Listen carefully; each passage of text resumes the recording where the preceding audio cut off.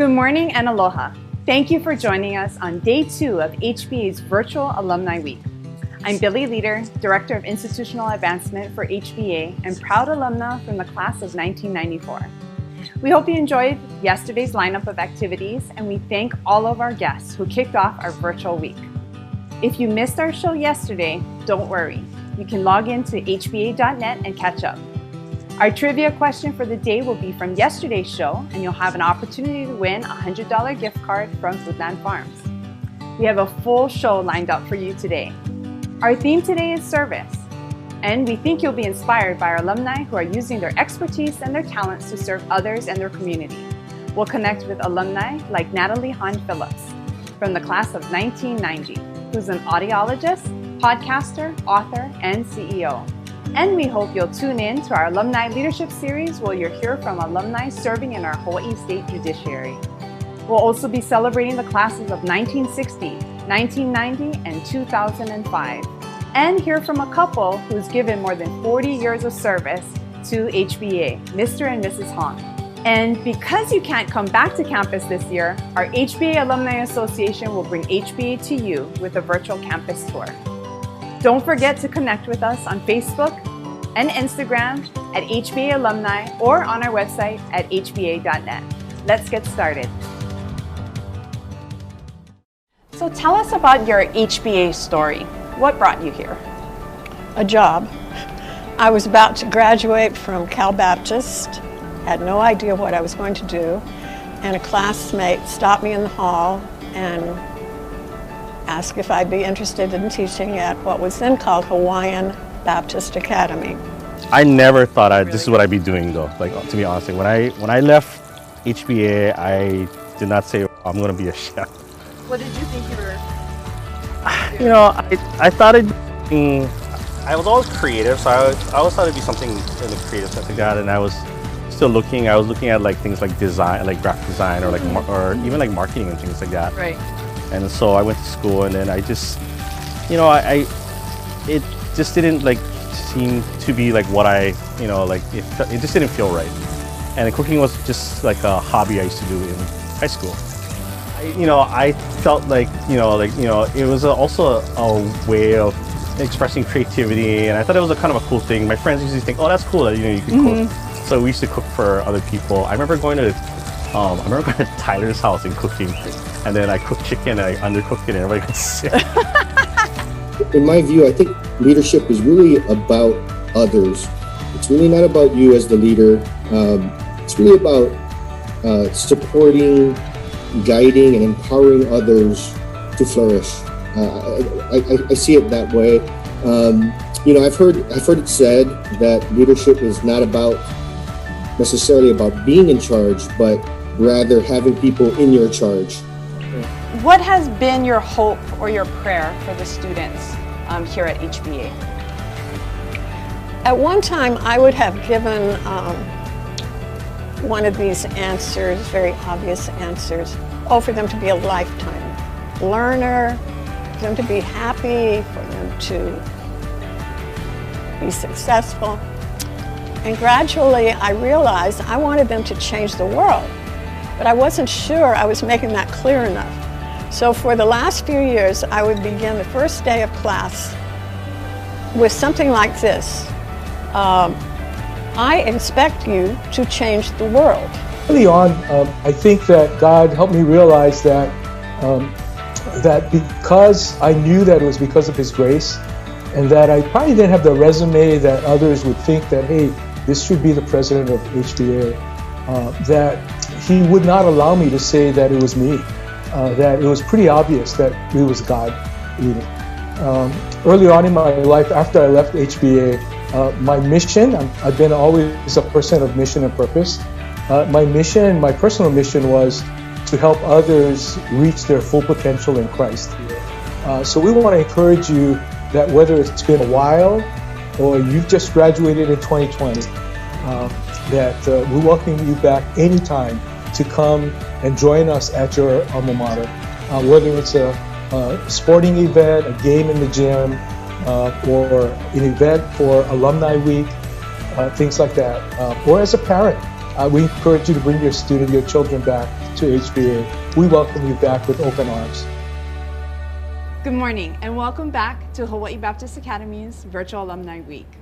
We hope you enjoyed yesterday's show. Today we're giving away a $100 Foodland gift card via a lucky draw to the person who can answer this question. What was the name of the dish that Chef Brian Aiga prepared for us in our virtual cooking demonstration?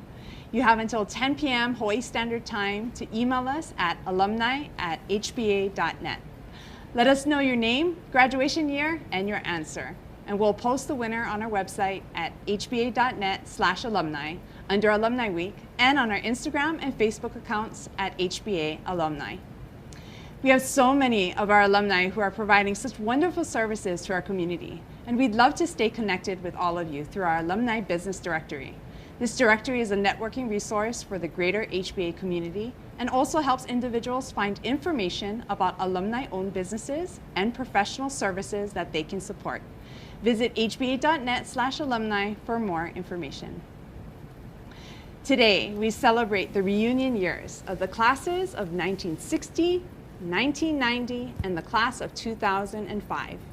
During this time, some of our reunion classes had to cancel their in-person plans, but that didn't stop them from meeting up virtually, like the 30th anniversary class of 1990. We are so excited to have the husband and wife team of John and Diane Han with us today. Thank you so much for being here with us. Thank Our you pleasure. for asking us. What brought you to HBA? I came over because my friend encouraged me. My college roommate was here with her husband, who was in the Navy, and she started teaching at HBA and told me, when you're finished with grad school, why don't you apply and come over? And so I went up to Oklahoma City. I met Colonel Sagert. I saw his slideshow about HBA. It was the very first fundraising sweep that he was making through the Bible Belt back in those days. And I interviewed with him, and then I got a contract in the mail that said I was going to be teaching English 9 and senior English. So that turned out to be a lie.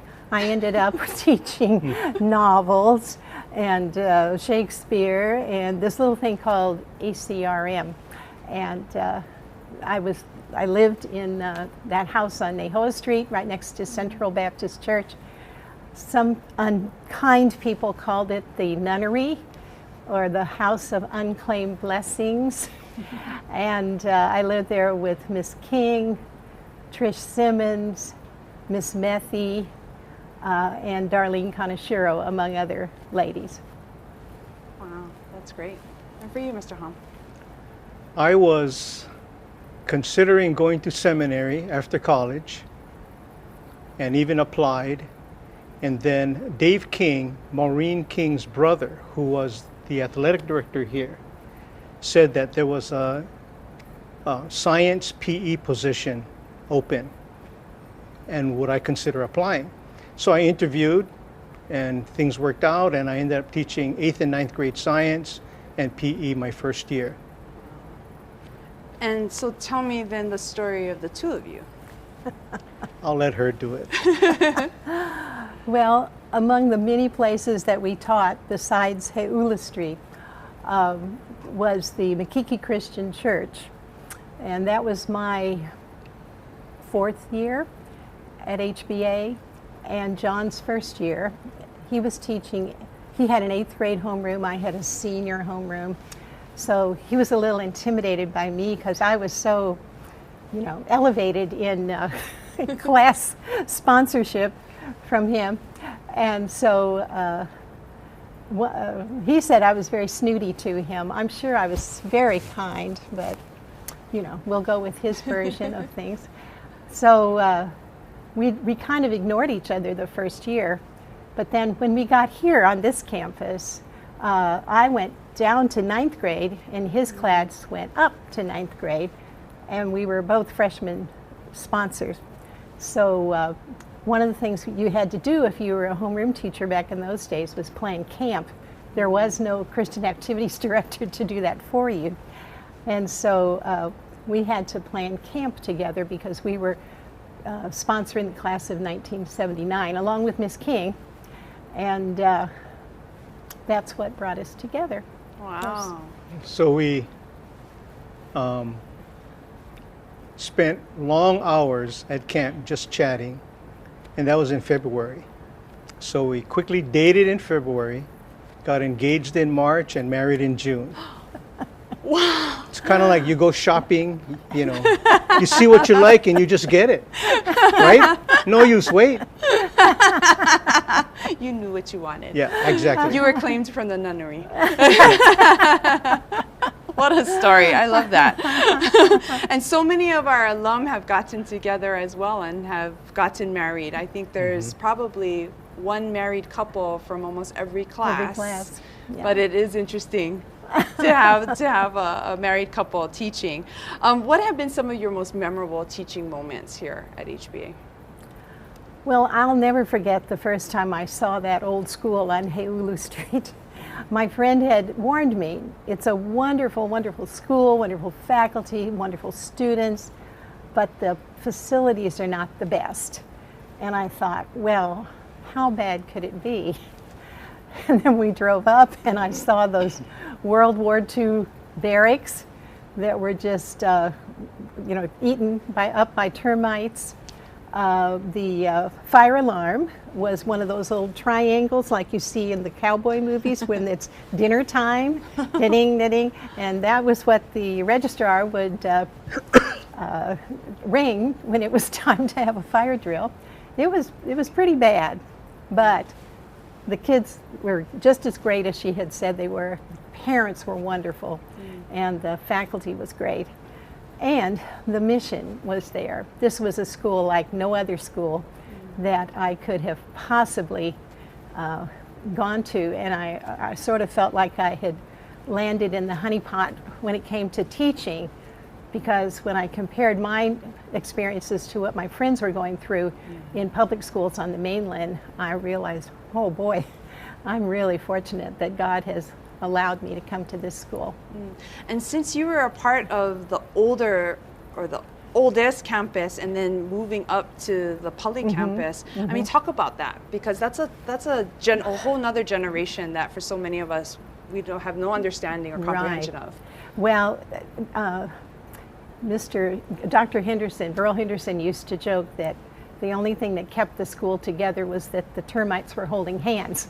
And I've heard that the fire marshal was just about to the point where he was ready to close it down if we didn't do something about it. But fortunately, Colonel Sager was so brilliant when it came to things like that. And so they saw in the paper that this lot, this piece of property was for sale, and it couldn't be sold to developers. It had to be some kind of institution because of all the indigenous plants that are on this property. And so we bid against another school and we won the bid.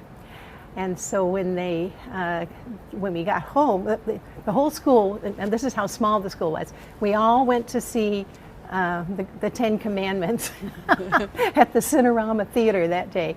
And then in the middle of the movie, one of the counselors had them stop it so he could announce that we won the bid. And the kids were screaming and they were so excited. And so then when we got back to campus, we had one school bus, and Colonel Sager arranged for trip after trip so that until all the kids got up here, and all these places where the gym is now and everything, and where this building is, this was all just lovely gardens and landscaped property, and the kids were just running all over the place. So the class of 75, which is President Ron Shaira's class, said, yay, we're going to be the first class to graduate from that property. But unfortunately, they discovered a lava flow and that just slowed everything down. They had to dynamite all that out before they could build this building. And so the class of 76 was the first class to actually be able to go to school on this property. The other classes went to Makiki Christian. And for 1 year, an insurance building at Mapunapuna. Wow. So, and then that was really fun because there was nothing between you and the next class except the blackboard. So here I am teaching English on this side, and another lady is teaching Spanish on the other side of the blackboard. So to say that it was chaotic was kind of an understatement. Okay, Mr. Han, I gotta ask you about your time as athletic director. Okay. So tell me about that time, and what was your philosophy of balancing academics and sports with students? Well, I started out as a coach. When I first started in 1974, my first year, I coached bowling, basketball, tennis, flag football, something else. Anyway, it was a busy year. So I continued to be involved in sports. And then in 1979, the fall of 79, the athletic director position became open. And so I took the job and taught 3 classes of science and was athletic director the rest of the time. And it was very hectic just because we had no gym. We had to drive the kids to fields. We used the Armed Services YMCA. We used Kalihi Union Gym. So we bused the kids to all the gyms to practice, to different fields. And so later on, the gym was built, and that's a whole nother story. But I've always felt that academics comes first, that athletics is just, it's an extracurricular sport, and it's there to enhance your school experience. When I think about other schools that get very, very competitive, they have longer hours of practice, I always put the brakes on with my coach. I wasn't too popular because of that, because they wanted to coach longer hours, they wanted to coach on Saturdays and Sundays, and I just said, no, you know, you got this X amount and we're going to do it the best you can and teach as much as you can during that time, and that's going to be it. And then when we compete, we just compete to our best, win or lose. The main thing is that you participated to the best of your ability. And to me, I was totally satisfied with that. Some coaches, they wanted to win, but to me, winning was just a secondary nice thing to have if you put in the preparation. Mm-hmm. Yeah. Well, I appreciated you because when I coached after I graduated, I remember you coming up to me and asking me to coach the cheerleading squad because there was no coach. Mm-hmm. I know in my senior year, our coaches kind of left us. So that experience, but I appreciated your tremendous support because I know cheerleading for some, the debate is still, you know, about being a sport or not being a sport, but you gave us 100% confidence, and I totally appreciated that, so thank you. Sure. So you've seen, obviously, HBA grow over the years. Tell us what have been some of the biggest challenges that you experienced with that growth? When I first arrived at HBA, like I said, I was given this little class to teach called ACRM, which all the older classes are probably at this point groaning and rolling their eyes. And that stood for Advanced Composition and Research Methods. And the truth was... And the juniors took it, right? And the juniors all had to take it. And I knew how to write myself, but I really found out that nobody really taught me how to teach writing. And so that was a big challenge when I first started teaching. So I read every book I could find on how to teach writing. And so I experimented with my ACRM classes. But that course, of all the classes that I ever taught, is the one that students to this day come back and say to me, You really taught me how to write. And when I went to college, I knew what I was doing. And I was the only person on my floor who had ever written a research paper before. So everybody was coming to me and asking me how to fix it, you know. And so now at the time that they were writing those 15, 20-page research papers, I was not very popular. And they told me right to my face I was the meanest person they'd ever met in their life because I was requiring them to do all this. And of course, this was done without computers. This is when you had to drive your child to the library. They had to take notes on cards and bring them back and take notes by hand. There, you know, very seldom did somebody have the wherewithal to Xerox even a couple of pages from a book. Everything had to be on note cards. So, you know, when I substitute now, I tell the kids, you don't know how lucky you have it.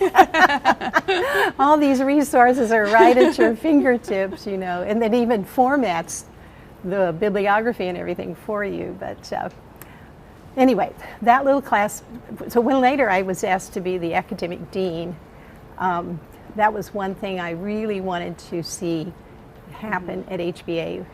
Academically, I could not do that much for math and science.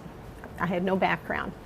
But I really wanted to make sure that anybody who graduated from HBA knew how to write. And I found out over the years that we've done a good job of that. And we just have such a good English curriculum now. I'm so proud of Mrs. Takaki and all the English teachers. They do a fabulous job. They really do. That's awesome. So I know both of you continue to stay connected with HBA as substitute teachers, and explain what it's like to teach the children of the students that you had before. Like me, I'm in my boat. I'm in that boat. I liked it. I had to long-term sub for Tracy Hara, one whole quarter, Tiffany Aguiar for 2 different quarters when she had her 2 babies, and Mrs. Sampaga when she had her babies. So technically I've taught an extra full year after having retired. But one of the things I like to do is ask how many of you guys, your parents went to HBA, and they raised their hand, and you know, they'd say their parents' name, and I go, oh yeah, I remember, you know. And then some I wouldn't remember, but I would just say, oh yeah, good student, you know. And then during open house in the beginning of the school year, the parents would come in, and you know, the teachers would have to talk and stuff. And so a lot of the parents would come in, and especially the ones that I've had before, they'd come in and they would just kind of sit meekly, you know, and kind of watch me. And then they said, Mr. Han, remember when I had to do push-ups for you? I said, I forget all the bad things. I know. I remember only the good things about you, not the bad. You know. Even if the dad was a real rascal and everything while he was here, when I remember, I'm not going to mention his name, but when I had the daughter, I said, your dad was the best. He was just wonderful. And she goes, really? That's not my dad. So anyway, I really had a good time reconnecting with the alumni and seeing their kids, especially yours. Yeah, and some of the, well, a lot of the students who came through when we were full-time teachers, Mr. Ham gave a new name to. So sometimes when I'm subbing, a student will come up to me and say, are you married to Mr. Ham? I say, yes. And he says, my dad said to say hi, but his name is Miles, but Mr. Ham called him Kilometers. Oh, I know who you are. So after you folks retired, tell us about life afterwards. Tell us about your children, what they're doing now. What have you folks been enjoying in your spare time, away from HBA? Being grandparents. Amen. That was we got 8 of them. Wow. We got 4 kings and 4 queens. Wow. That is a lot. That will definitely keep you busy. Amen. And then tell us about what your children are doing now too. Our daughter Catherine is the oldest, is HBA class of 97. She's a principal in an elementary school in Norman, Oklahoma. Fantastic. And Michael class of 2002 is a math teacher in a middle school in Midwest City, Oklahoma, and a football coach. And then John, who was here from kindergarten until 9th grade, graduated from Damien, class of 2000, and he is the pastor of discipleship and administration at Nu'uanu Baptist Church. Wow. So we're really proud of all of Amen. our kids, and we just spend our time going back and forth between here and Oklahoma. We're so glad. I mean, that nobody planned that. It's just that Mike and Catherine ended up in the same state, and they're 8 miles apart. And so all we have to do is get on a plane and get off in Oklahoma, and then we see those kids, and then we get back on the plane, come back here, and then we have our 3 grandchildren. Johnny's kids are over here. So, and that's made staying home with the coronavirus so bearable. I bet. To be, they live upstairs, we live downstairs, so we get to see those grandchildren all the time. That's wonderful. Yeah.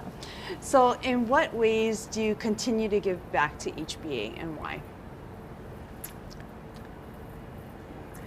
We're the Hom Hotel for Miss Tricia Yeah. Simmons and her family. Yeah. And they love to stay with us because we're right across the street from the development office. And then We see the Bankstons. Every time we visit Oklahoma, we make a trip to see Benny and Darina Bankston.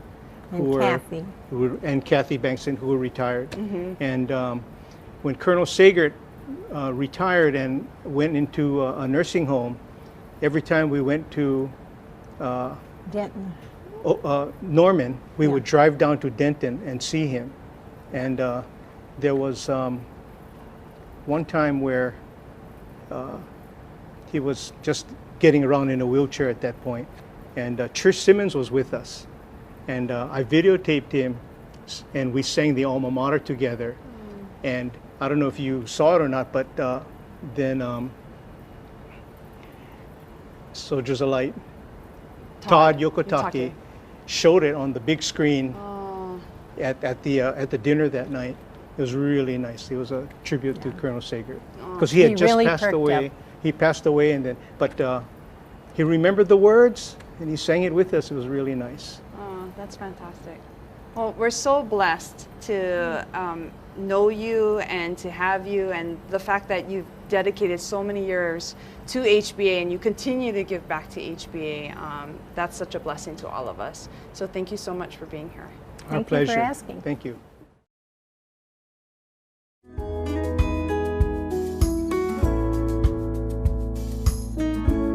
I'm Courtney Nicole Naso, and I graduated from Hawaii Baptist Academy in 1989. So my parents chose HBA for me because they wanted me to attend a school that had a great academic foundation as well as a faith-based curriculum, and it was the best decision they made. After graduation, I attended and graduated from Michigan State University. Then I had the privilege and honor of representing our state as Miss Hawaii at the Miss America Scholarship Pageant in 1994. And after that, I attended law school on the East Coast. Now I'm a practicing lawyer in Hawaii, licensed in both California and Hawaii. HBA prepared me for my career by helping me to develop good study habits, which have turned into good work habits. One thing I always try to bring to my job is integrity and honesty. And those are values that I learned and were instilled in me at HBA. Our teachers didn't want us to just be book smart. They wanted us to learn how to work well with others. So oftentimes we would have to pair up with a fellow classmate or in small groups, which taught me to be flexible in my thinking, to listen to others and value their opinion, and work together toward a common goal. My faith really grew and blossomed while at HBA, in part to our weekly chapels, and I got to observe and listen to other students speak about their faith and the positive changes Christ was effectuating in their life. When it was time to apply our daughter for kindergarten, there was no question that HBA was our only choice. What I experienced when I was a student in HBA and what I still observe to be true today is that every teacher cares truly and genuinely for each and every student. I am so proud to be an HBA graduate and part of the 70th anniversary, and I'm even more excited that as an HBA parent, my daughter has the opportunity to continue the HBA legacy.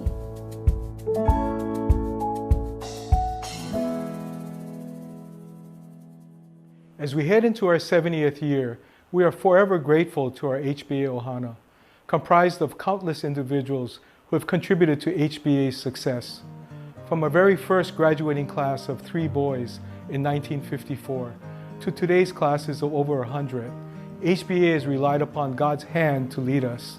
God has provided vision through His Word and prayer, as well as leaders, teachers, students, partners, and the guidance to bring HBA to this point in its history. Thank you for being part of HBA's story, and in doing so, a part of God's story. Let us remain committed through faith for the next 70 years and create an even brighter future for our students, our school, and our world. HBA is our school. Mahalo for your support.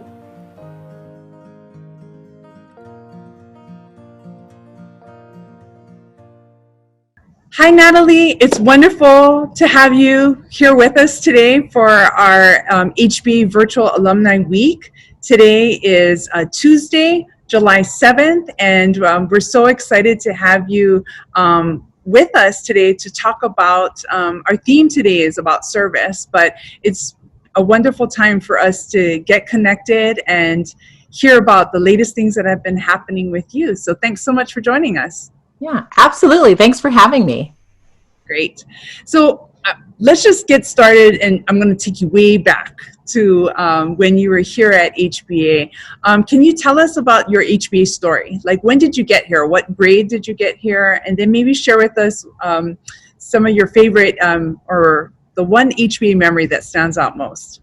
Okay, so I started at HBA in 2nd grade, and it's funny because sometimes I can remember all the way back there and remember the names of our teachers. We just had our 30th reunion phone call, and so I was like, yeah, remember our 4th grade teacher and what we did in her class, and it was so funny. So these, memories come back and forth, and I think it's just because of how good they were, though, and it was hard to think of a favorite memory, but I'm going to probably have to go with maybe my senior year. I mean, there's pep rallies were fun, I think, vocal ensemble, Christian Emphasis Week. There's so many different ones, but I think what just is ingrained in my head is our senior year, and it was, I think we were playing in the ILH state championship basketball game, or maybe it was like semifinals or something like that. I was like, I cannot be championships, because I think the team that we were playing against, who was Iolani, I think that they went on. But I remember that because we had to play, the 4 seniors, I think we had, or 4 or 5 seniors that were on the team, we had to play in this semi-championship game while all our senior class went to our senior trip on the Big Island. And I remember kind of being bummed, but at the same time being excited because, oh my gosh, we got this far. And I just remember we didn't win the game against Iolani, but it wasn't anything that I was sad about. It was like, oh my gosh, yes, I can be with the rest of our class now, and it was a little bit of a letdown because our season was over. But I just remember that I was super excited to get back with our class and to kind of be together as a class. And so that was one of the things, and then when we got there, one of the biggest things that I remember on our senior trip was that we were all standing in the middle of this road, and a volcano had erupted, I guess, and the lava was flowing. And again, people that don't live in Hawaii, I mean, it's a very slow flow, right? It's not like you've got to be running down that street because it's going to come after you and get you. But it literally was just black, and there was steam, there was anything like that. We were all taking pictures because we thought it was cool. And then we went to this little church after, and we all took pictures in front of the church. And I think the very next day we drove by, and the road was covered and the church was gone. And I just remember thinking, oh my gosh. I mean, we were so excited one day, and then the next day it was totally gone. Like our memories, good thing we took pictures. But it just made me think that you know, how short-lived that moment was, and how high school, you know, sometimes just feels like a little blip on the map for us. But I think because our friendships and our relationships were all built around this core value of, you know, just loving God and just being together, that I feel like nothing's going to take that memory away or those experiences away. So that's one of the things that I remember, is just our senior year, our senior trip. Yeah. That's really special. So who influenced you the most during your time here at HBA, whether it be a teacher, a coach? Okay, that's a hard question because I feel like there's a lot. So yeah, I mean, I'm thinking back to teachers, coaches, even friends, but I'm going to try to narrow it down a little bit. So I was thinking about this, and I think the things that I took away from HBA, some of it was, you know, education and learning, obviously.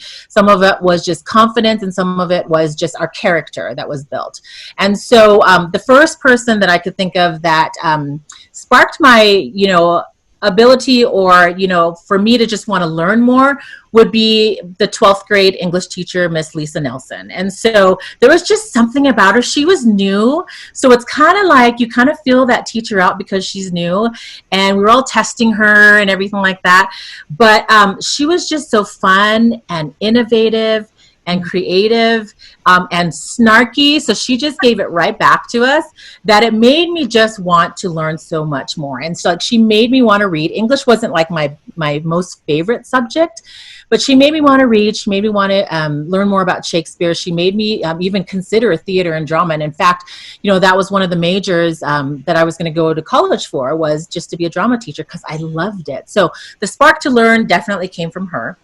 I think the confidence came from our varsity basketball coach. So you and I talked about this, and at the time it was Harvey Ching. And so I loved him because he took a chance on a couple of us. We were 8th graders, and he took us up to varsity that summer before we went to 9th grade. So it was really, really early. And I thought, oh my gosh, okay, we're not super skilled, but like he gave us the confidence, and he believed that we would be able to handle it with the upperclassmen and how big everybody was. You know, he kept us motivated.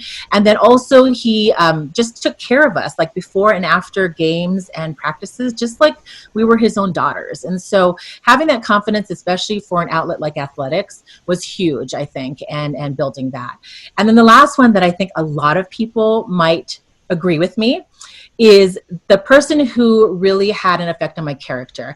And this was Mrs. Joyce Wong, and she was the Bible teacher. And the reason why, you know, we weren't really close. It's not like I went and hung out in her classroom at lunch or anything like that. But the thing that I always remember, wherever she saw you, whether it was out and about, or if you were going to leave her classroom, she always would kind of like make eye contact with you, and then like bow her head a little bit and like shake her finger. And the 2 words that she would always say to you, and like you knew she was talking like straight to you, was she would always say, "Be good." And that's all it was, you know. And then it's kind of like, you're like, like that was just my mom right there talking to me. But I think she, just having those words ingrained in my head wherever she saw you, definitely helped build my character while I was there at HBA. Oh, that's so wonderful. And I had the pleasure of having all 3 of them, or experiences with all 3 of them, and so that brings back a lot of memories. And I'm noticing behind you on your wall you have a saying that says, "Be the good." Yes, I know. See, that's what I mean. Yeah, it just continues on. Yep, absolutely. That's wonderful. So tell us what you did after HBA. What was that journey like? Oh my gosh. Okay, so I did quite a lot. So like anybody, I went to college. So I went to University of Colorado Boulder, and I got my degree there. At first, I actually went to be a pediatrician, and then I just changed to drama because I wanted to be a drama teacher. And then within the first year, I also changed, and that ended up being my major, to communication disorders and speech sciences. So that's like speech pathology, audiology. Got my undergraduate there. I actually came home to Hawaii to do my master's degree.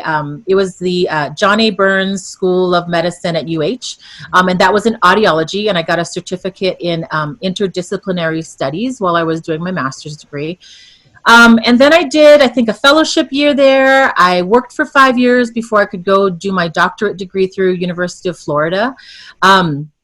And we kind of moved all around, after that. And so I'm married. I have 2 kids. Noah, who's my 15-year-old, and I've got a little girl. Well, she's not little. She's going to kill me for saying that. But age 12, McKenna. She's not little. She's literally like 3 inches from my height. So I have 2 kids, and over, I guess, the span of like 13 years or so, we've lived in 5 different states and landed in Colorado about 10 years ago. And so that's where I'm at right now. I got to be a global ambassador for Women's Entrepreneurial Group and learned a lot about business that way and just connecting to different females and businesses. Started a consulting business just to help individuals and businesses kind of get connected at events and social media, and then also to give back as part of their business model.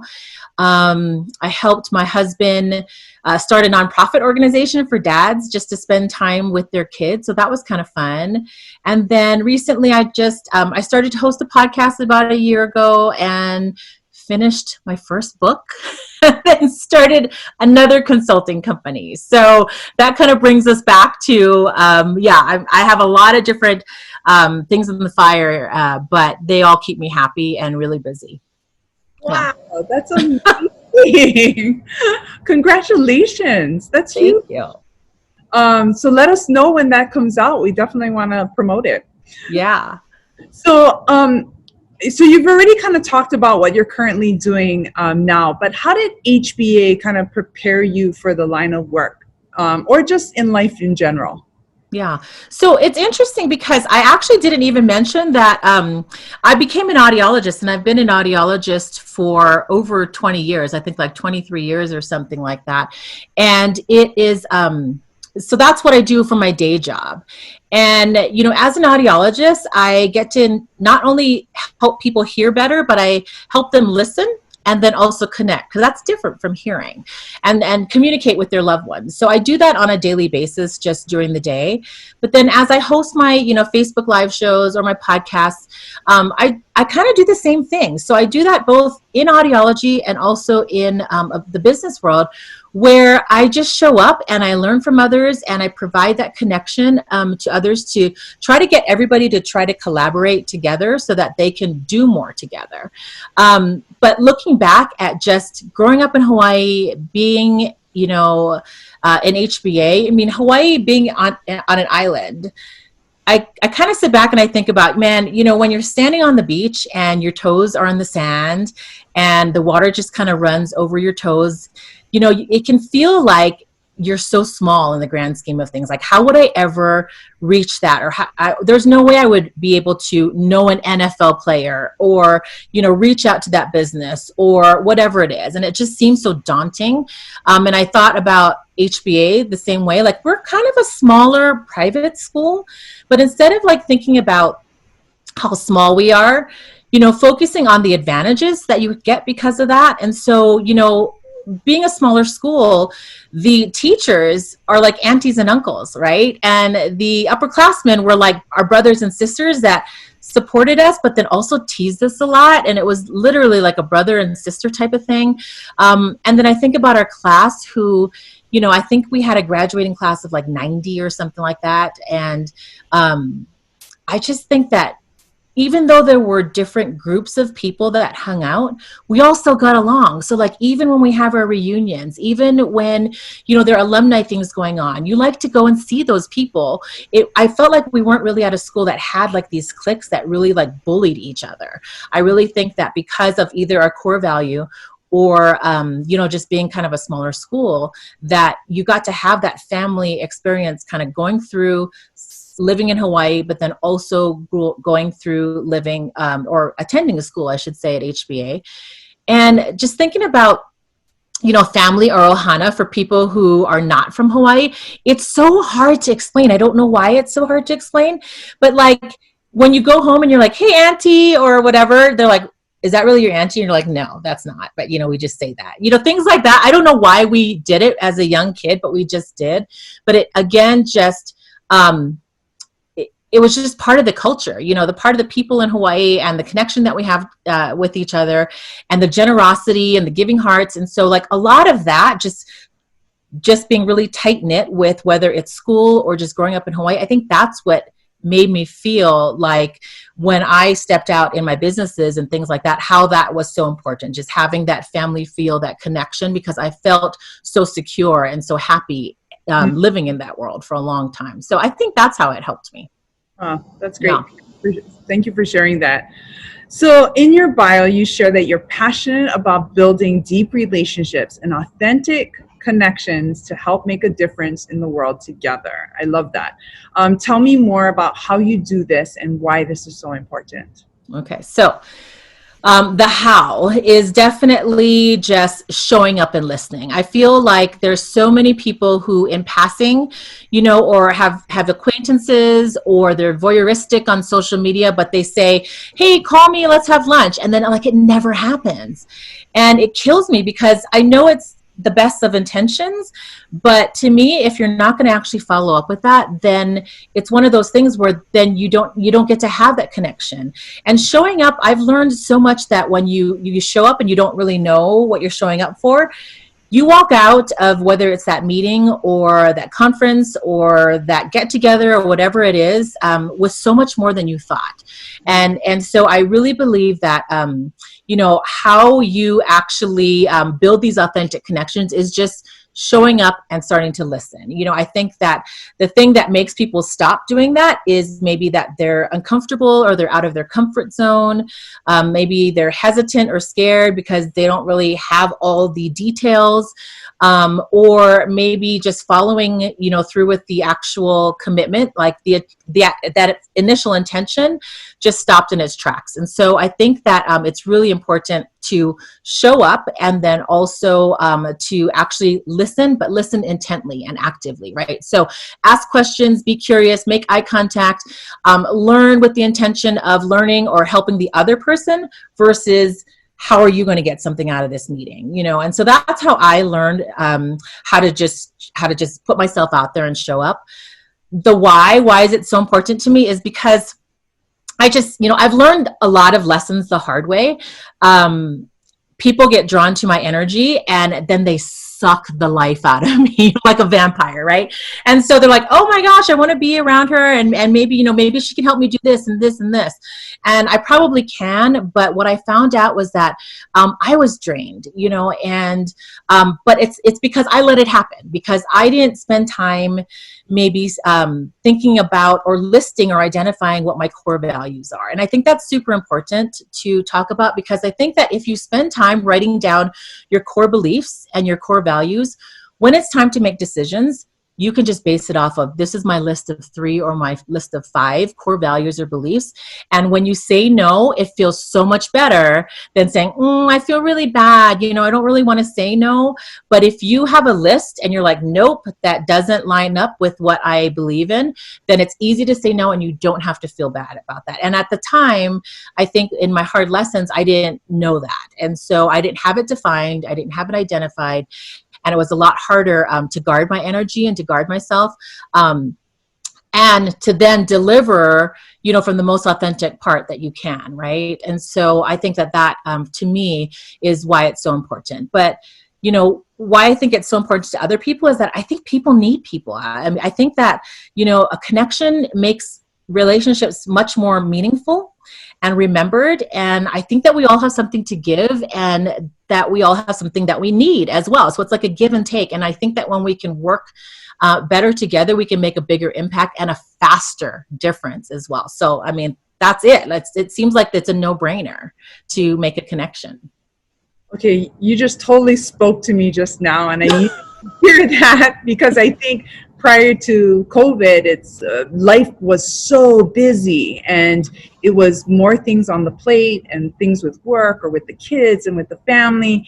And so you weren't saying no to things, but now when everything kind of like just stopped and life just, you were in your home and having to shelter in place, you were forced to just take that breather and relax. But now as things are starting to ramp back up again, and yes, it's a different life, new norm, but setting those core values and the importance of that, and to be able to now be really intentional about what you pick and choose to dedicate and give your time and your energy. And that's so important, and to protect that. So thank you for sharing that. Yeah, absolutely. And I think the biggest thing too is that you don't have to feel bad about your decisions, and the decisions come quicker and easier and faster. Mm-hmm. And the only reason why I know is because I did not do that. So that's why. And so, you know, I didn't even know that I could do that. And once I had that list, it was kind of like, oh my gosh, yeah, no, I'm not doing that, you know, because it doesn't align with what I'm doing. And I know that if I walk out of alignment, then it's going to cause trouble. I'm going to get grouchy, or I'm going to be tired, or I'm not going to give my full attention to something that actually needs my full attention. So it's so much easier. Yeah. That's so good.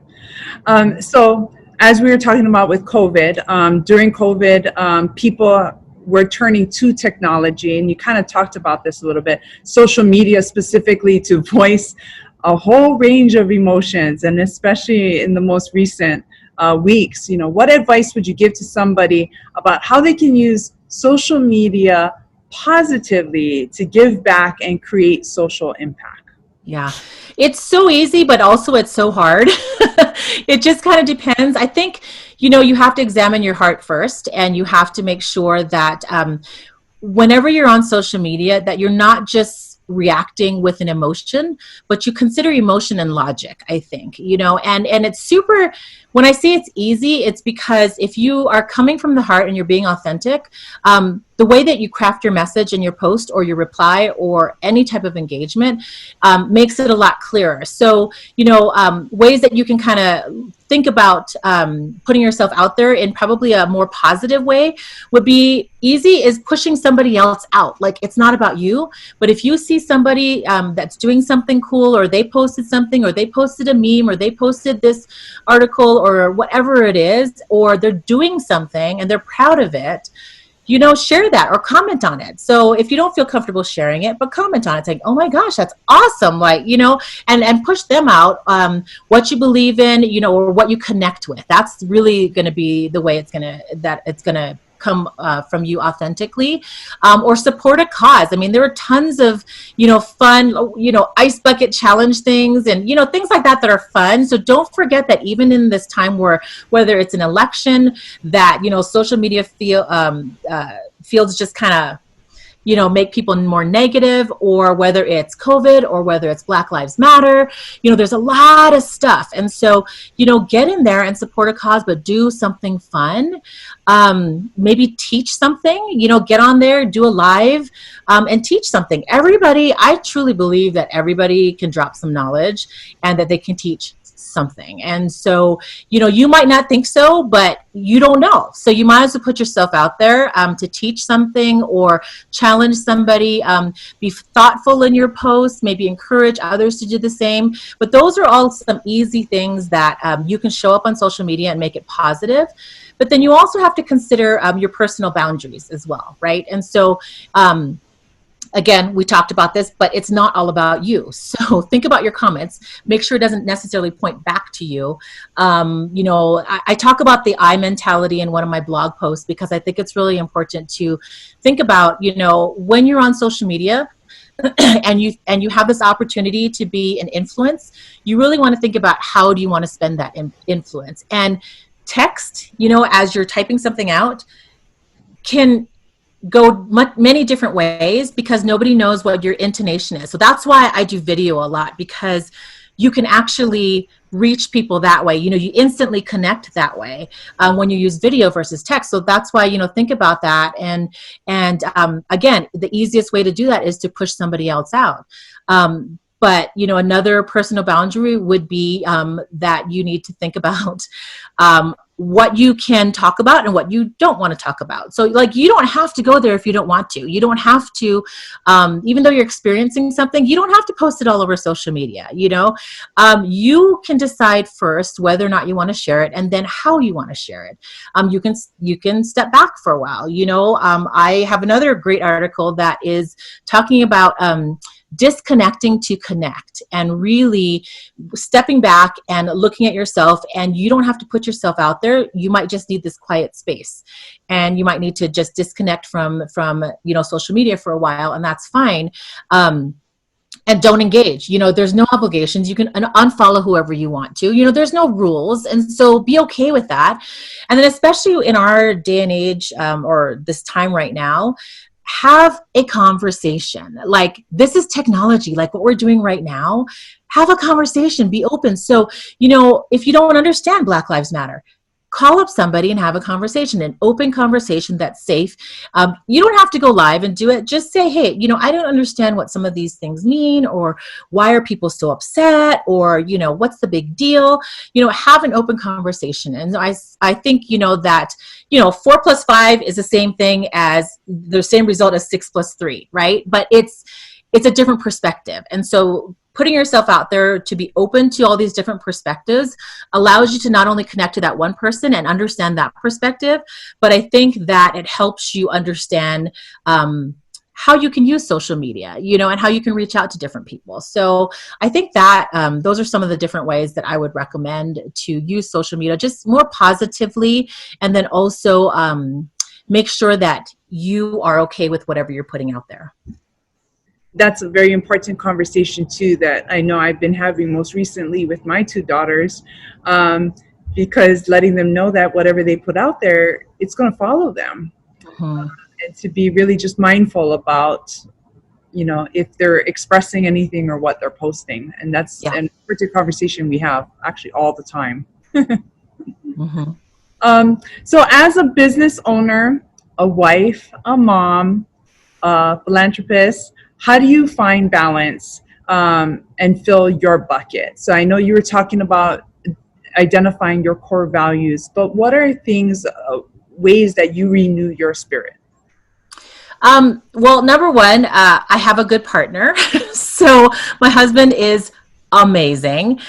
He does all the cooking and the cleaning. He makes the lunches. I mean, I am not your typical mother, but alongside that, so have a good partner, but also be okay with the role you choose, right? And so that's just the role that I choose in the family. And, for a long time, I felt bad. I would watch stay-at-home moms and how they would spend time with their kids. And I'd be like, oh man, I feel really awful. Like, I'm the worst mom ever, or whatever you feed yourself, right?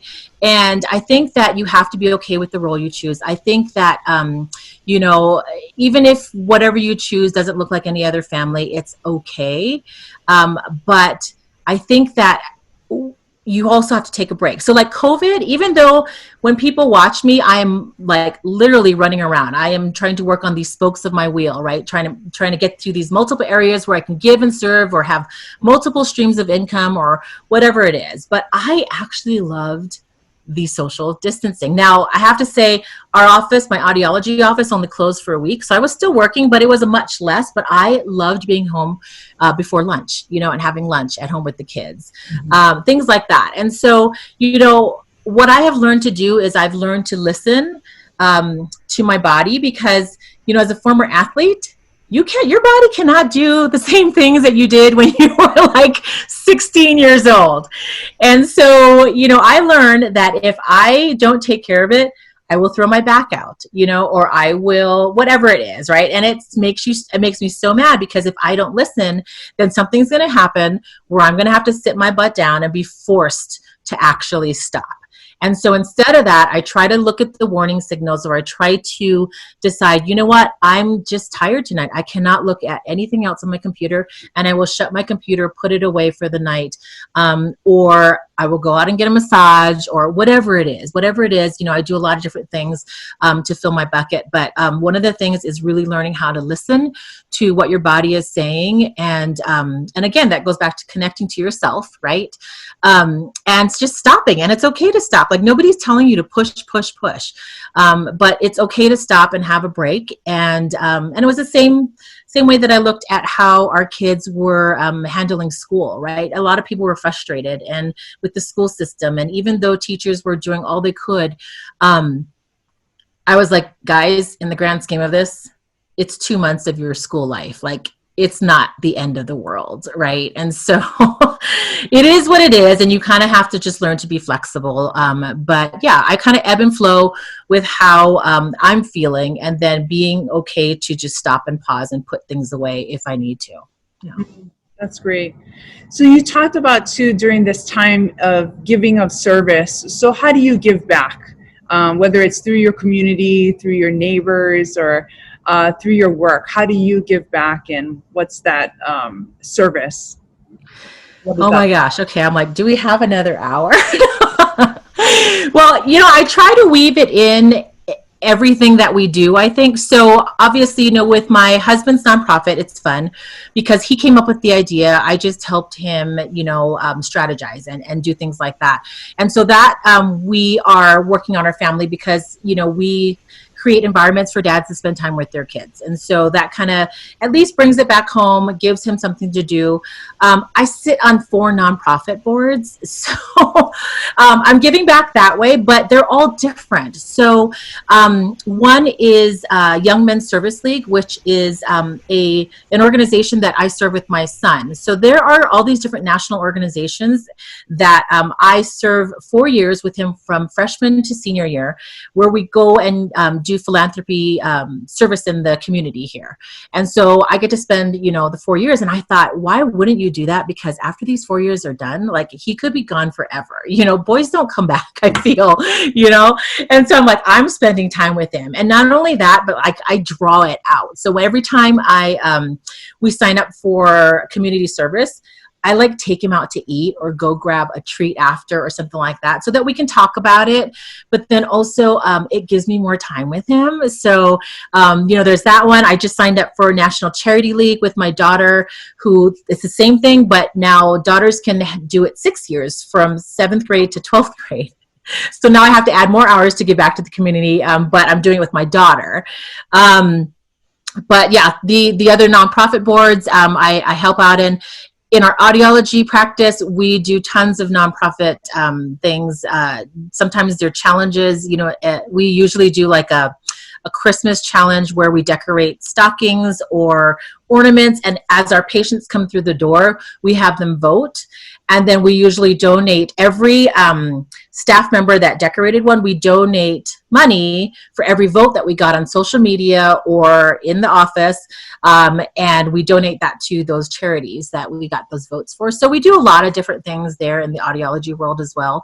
And then when I work with businesses, it's one of the things that I recommend is really trying to make sure that they think about giving back in their business, because a lot of people who do business with other businesses like that philanthropic option, right? To have more of a social entrepreneurship versus, just doing business with the business. And then, the most recent business that I started with my partner that we co-wrote the book with, it's about taking action, and we're going to be doing some consulting. And so we have decided and put it in our business plan that we're just donating 50% of our proceeds back to charitable organizations because we already have other jobs, and so this is really one of those things that we wanted to do together.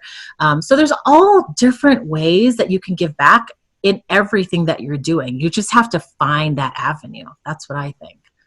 Oh, that's so wonderful. I'm just so inspired by hearing your stories and your personal testimony, as well as your words of wisdom and advice. We so appreciate you and are so grateful that you are joining us for our first ever virtual alumni week.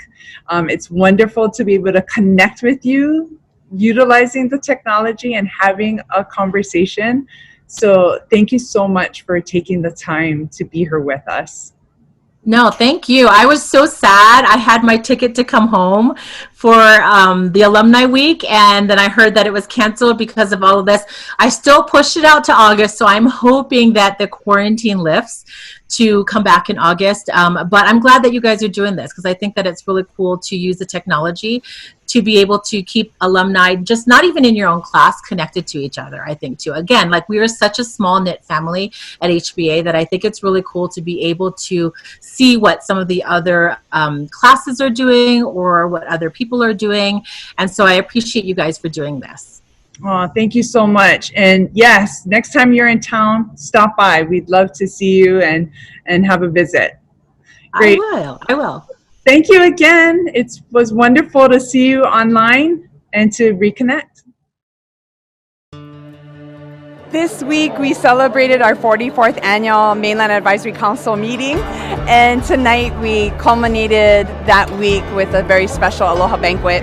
But tonight we also honored our local donors as well, and so we honored 4 recipients with an Ali'i Eagle Award. Well, for 44 years, our MAC members have come from all parts of the United States, but they fell in love with our school, with our students. We're so blessed that tonight be a special time for us to celebrate. I love HBA because of all the children. That's what drew me here to begin with. It's a great experience. People at HBA, they excel at what they do. We love the people. The people are extremely gracious, and we're so thankful to be a part of it. Without the help of the MAC, Mainland Advisory Council, HBA wouldn't be here today. And so thank you, MAC. Aloha.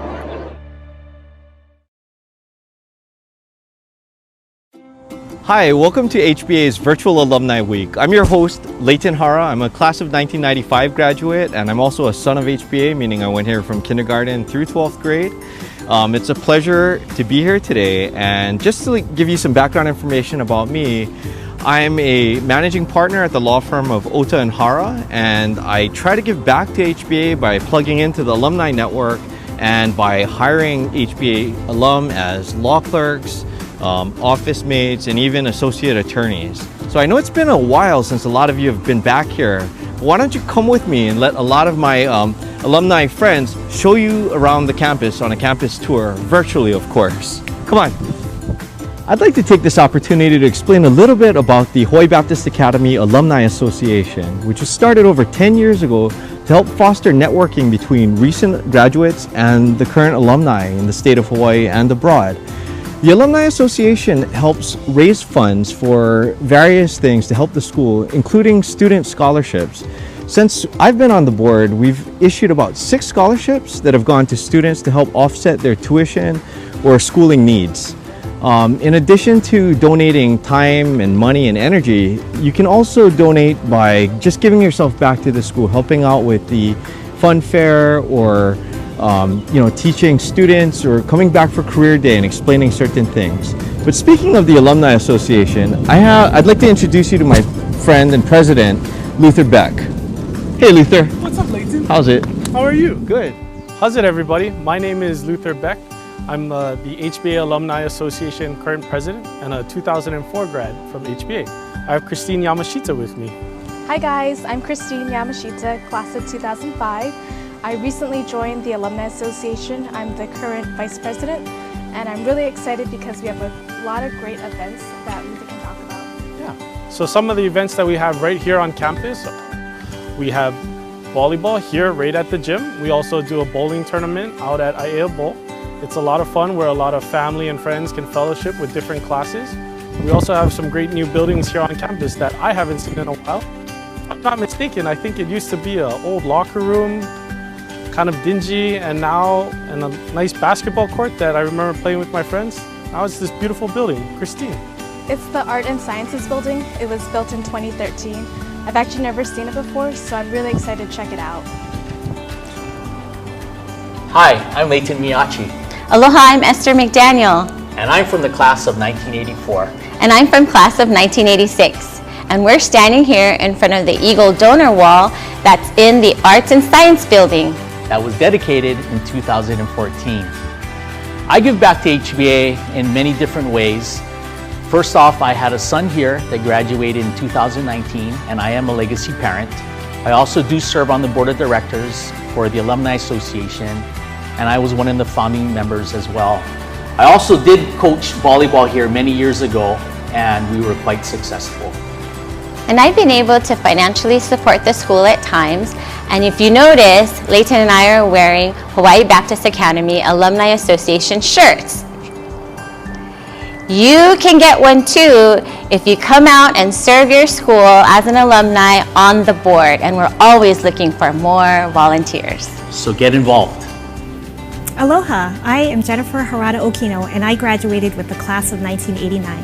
I am inside the Library and Learning Resource Center on the high school campus. It's a modern facility equipped with online and printed resources available for inquiring minds to learn. I reconnected with HBA about 5 years ago through the Alumni Association. A classmate of mine was serving on the board of directors, and one day she asked if I'd like to join her, so I said yes.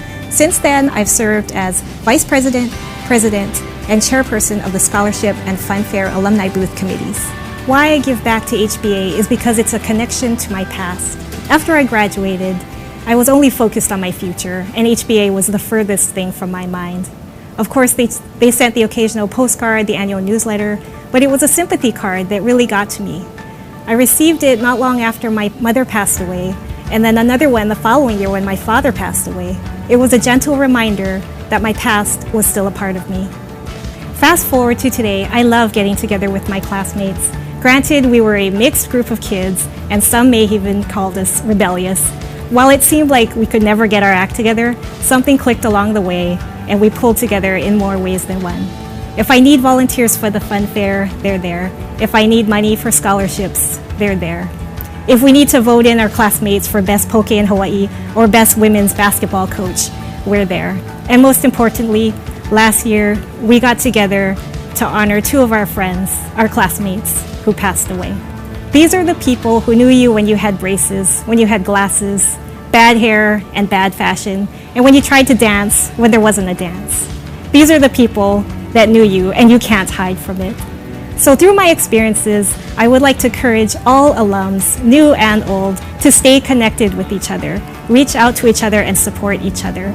Because no matter how far you may stray from the past, it's what made you, and it will always be there for you.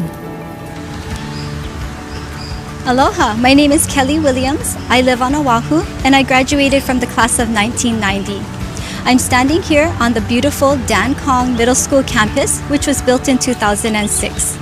When I was here, this area was formerly the senior parking lot and tennis courts.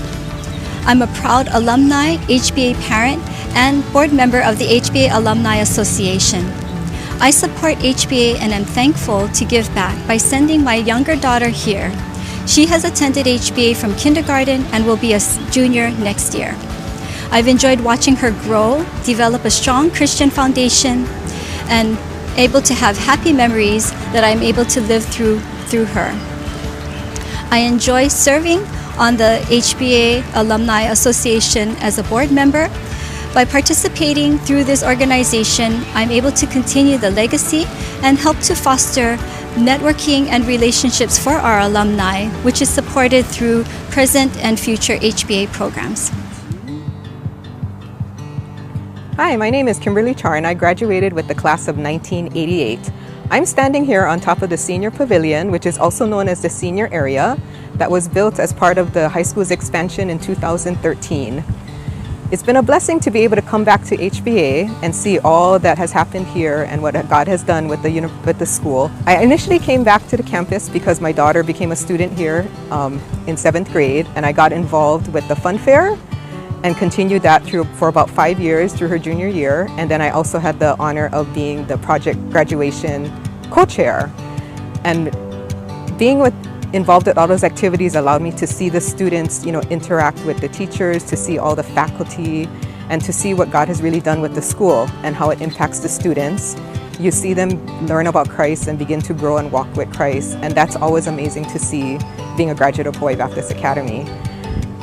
And after my daughter graduated last year, I had the honor of being asked to be part of the board of the Hawaii Baptist Alumni Association, which I now serve on. And being able to reconnect with classmates and people that I went to school with in all age ranges has been really a lot of fun. Just reconnecting with people, making new friendships, and just being back on campus and seeing the students and how we can help, further their education here and beyond, as well as share with them our experience here while we were students. Because I would like all students to know that, how my experience was here and what it's done for me in my life, and that they always have a home here at Hawaii Baptist Academy. Hi, my name is Taryn Bohan. I'm a daughter of HBA from the class of 2010. I'm here in the Danlin Gymnasium, which was built in 1983 and is one of the finest facilities in the state. Among the other facilities are the Geiger Conditioning Center, complete with weight training room, state-of-the-art athletic training facility, and new locker rooms. There are also outdoor volleyball and basketball courts on both the elementary school campus and the middle school campus. I've been a part of the volleyball program since 5th grade and was lucky enough to play on the elementary school campus and here in this gym. Since I graduated from college and moved back home, I've been an assistant coach with the girls varsity volleyball team for the past 5 years. I absolutely adore coaching. It's one of the best experiences I've ever had in my life. And what makes it particularly special is that I get to teach the girls some of the lessons that I learned, as well as some of the lessons I wish I had learned a little sooner in life. One of the really special parts about coaching here is that I'm on a staff with fellow alumni, and I can honestly say, I don't know if there's another coaching staff that really cares about their school the way that we do. It's really been a privilege to teach these girls that they're not just playing for themselves, but they're playing for their parents, for their families, and for this really special school. I've also been a part of the Alumni Association for the last 6 years as one of the past presidents, and while I'll be rolling off, I'm really looking forward to staying connected with all of the people that I've made friendships with and work relationships with over the last few years. Aloha, I'm Courtney Naso, class of 1989, and I am here at the lovely Hawaii Baptist Academy Richard Bento Elementary Campus. HBA acquired this campus from the Sacred Hearts Convent School for the new location of their elementary campus, kindergarten through 6th grade. As a result of HBA's long-standing relationship with the sisters, this property, which was appraised at over $18 million, was sold to HBA for $14 million, interest-free. This beautiful 10-acre campus includes a beautiful chapel, chapel courtyard, computer lab, theater, library, play courts, an innovation station for the STEM program, and the beautiful great lawn where the school's annual fundraiser, known as the Fun Fair, is held each year. You can find me working at the Fun Fair in my daughter's class booth, as well as our alumni booth, where we have a friendly competition to see who can round up the most of their classmates to work in the alumni booth. I am not too proud to say that my class of 1989 always shows up in force and wins. HBA has a very special place in my heart, so I strive to give back as often as possible and in a variety of ways. Through the years, I've been blessed with opportunities to serve as a career day presenter to the high school, mock trial coach, the mistress of ceremonies at the HBA Legacy Awards, a guest speaker at various events, and my daughter's class parent ambassador. I'm also currently serving as the secretary of the HBA Alumni Association Board, where our primary purpose is to raise funds for our Eagle Pride Scholarship, which is awarded to an HBA junior or senior every year. For more information, please check out our website at hba.net/alumni. Thanks so much for coming with us on this virtual tour of HBA. We hope it brought back fond memories of the school that we all love and graduated from. Now, if you want any more information about the school, feel free to look us up on the web at www.hba.net. Thanks again, take care, and aloha.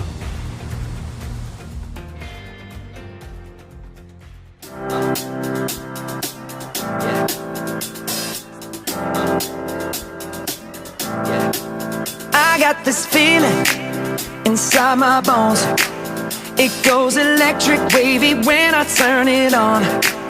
Off from my city, off from my home.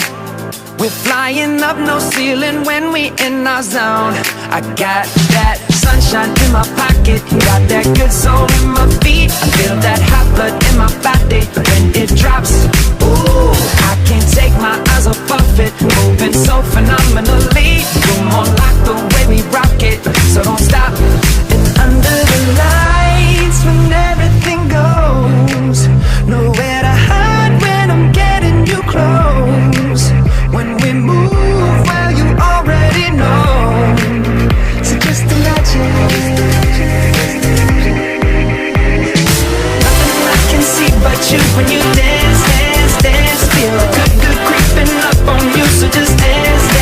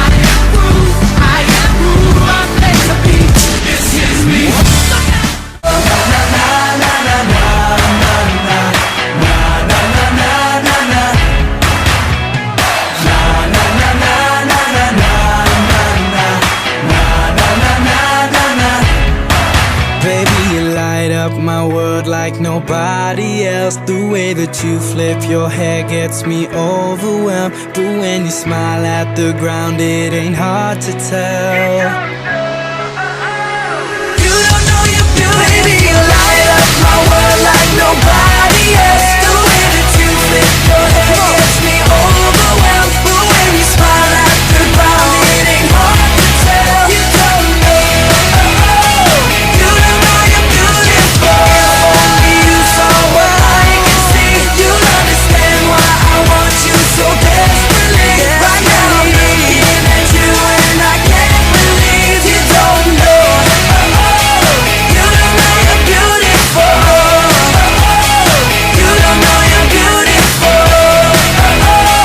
That's what makes you beautiful. 'Cause you are my freedom. We lift you higher, lift you higher. Your love never ending. Oh, oh, oh.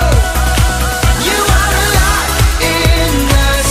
Nothing can take your place.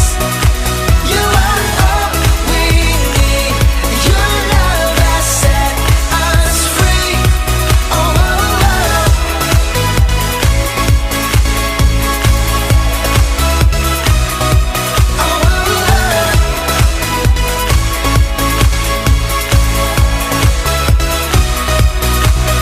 In the midst of the darkest night, let your love be the shining light, breaking chains that were holding me. You sent your sun down and set me free. Everything of this world will fade. I'm pressing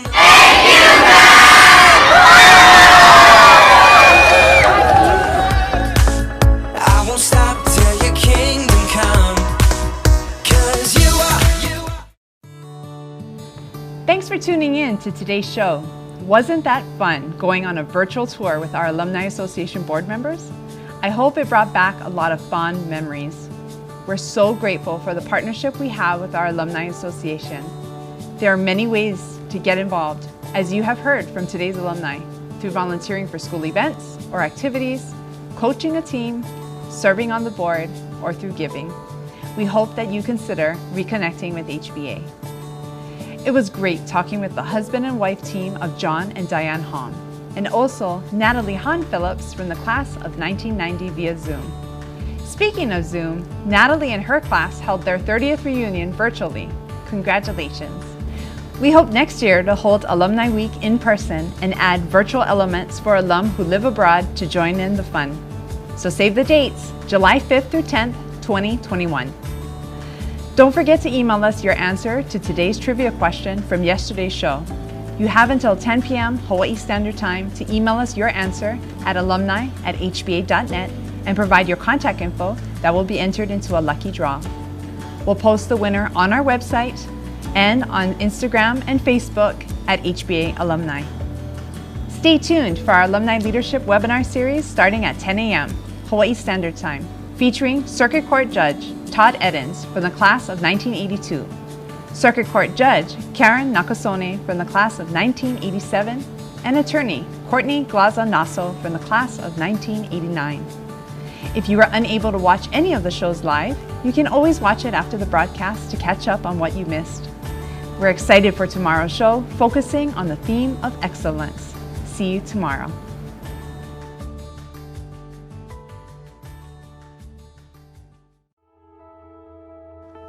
I'm Suchard Archbrew. I was ordained as a facility director at Hawaii Baptist Academy. Chuck McLemore was a business manager, and I was hired by him in 1978. Yeah. As just a basic maintenance and oversee the custodians and ground. It's the best team that I have had, you know, and so we work together in maintenance and in custodians and ground, so we kind of work together. One of our best time together was when we have a potluck. We probably have the best potluck in town on campus, you know. It's a blessing to see my family growing up on campus. God's love played a big role in my life in many ways, you know, that helping me, and I think I got into that, and I love to help people around, you know, Christian school and those things. There's a special gift, like the administrators, teachers, you know, you guys sense that, you guys see that how gift they have from God, and they try to you know, help others, and it's kind of really lift you up in many ways, you know. HBA is a stand for, you know, Christian value, and I love and I enjoy that, and I like to grow. So I see other Christians. We're not perfect, but we try to, you know, live our life, love others according to that standard that God and you know, provide for us.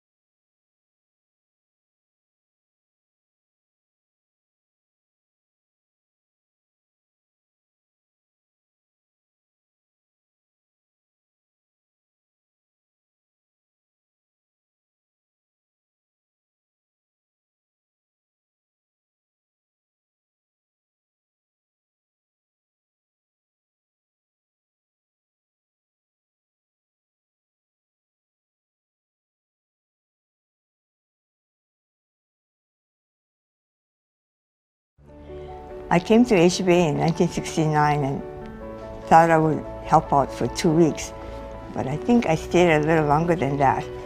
In fact, I know HBA is a place of learning for our students, but for me as a young Christian, I received a lot of encouragement and help from Christian faculty and staff. But I must be a slow learner because I've been here for like 50 years and haven't graduated yet. One of my special memories about HBA is the purchase of the pilot campus, because we had waited so long and prayed so hard for a place where we would have a permanent school. And when the Lord opened this opportunity, it was a miracle to us. God has shown me a lot of grace in letting me stay at HBA for this long, so that I can witness all the miracles that He's done for us. As Dan Kong used to say, we're not in the business of building buildings. We're building lives for God's work. I am grateful to HBA for the many friends I've made and for blessing my life in such a wonderful way. Every time I would see miracles of God at HBA, it always brought me to this verse in Ephesians, where Paul says, "Now to Him who is able to do immeasurably more than all we ask or imagine, according to His power that is at work within us, to Him be glory in the church and in Christ Jesus throughout all generations, forever and ever. Amen."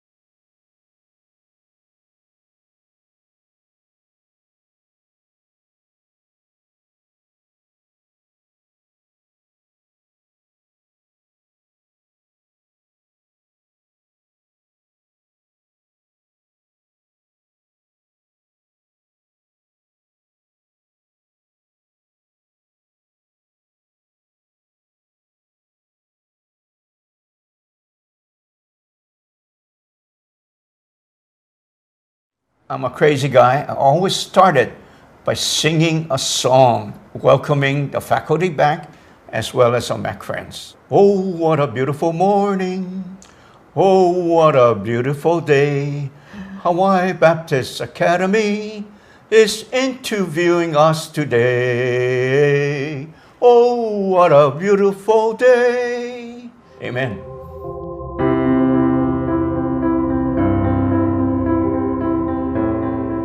You know, I felt a real love affair beginning with the school. I just have a fondness for the school, its people, and even the new ones who are now on the staff, you know. We care about them and we pray for them, and we're happy when the school is, you know, honored by the Lord and by the community. You can see where the faculty, the coaches, and even the children are walking the talk, honoring our Lord.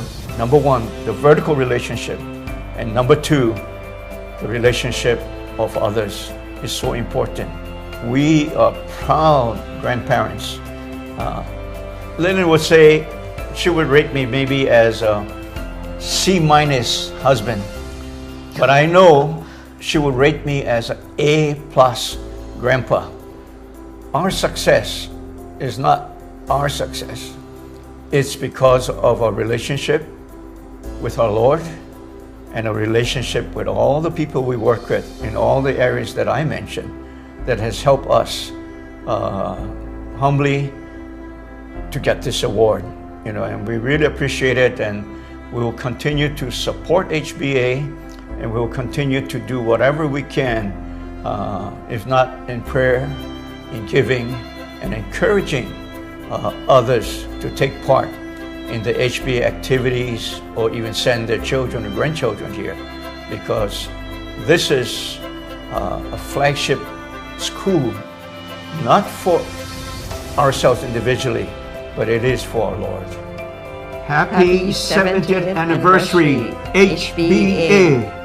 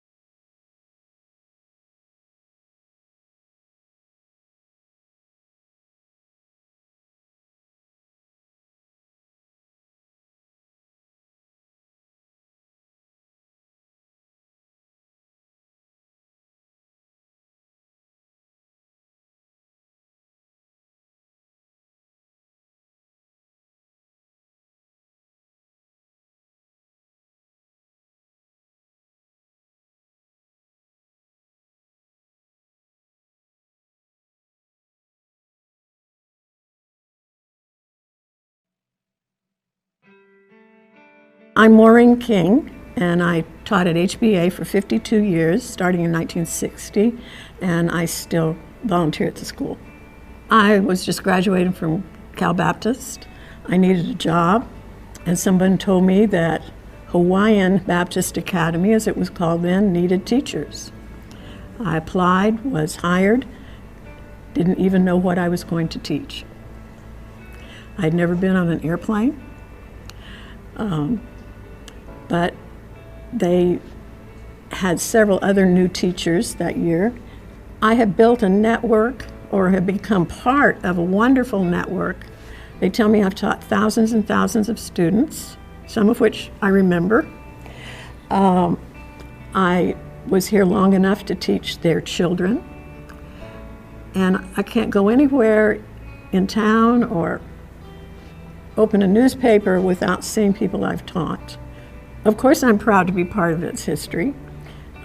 It delights me that we have so many of our former students who come back to work here at every level. It delights me when I volunteer at the elementary school where the kindergartners read to me, and Many of them are children of alumni. Even though I'm retired, I'm still involved. I still work with the student activity. It's academic, also with mock trial. I write a column for the HBA newsletter called Alumni Chronicles. I have become a quilter, and at first I thought of it as a guilty pleasure and then realized it was a ministry. Quilting keeps me busy when I'm not working at HBA.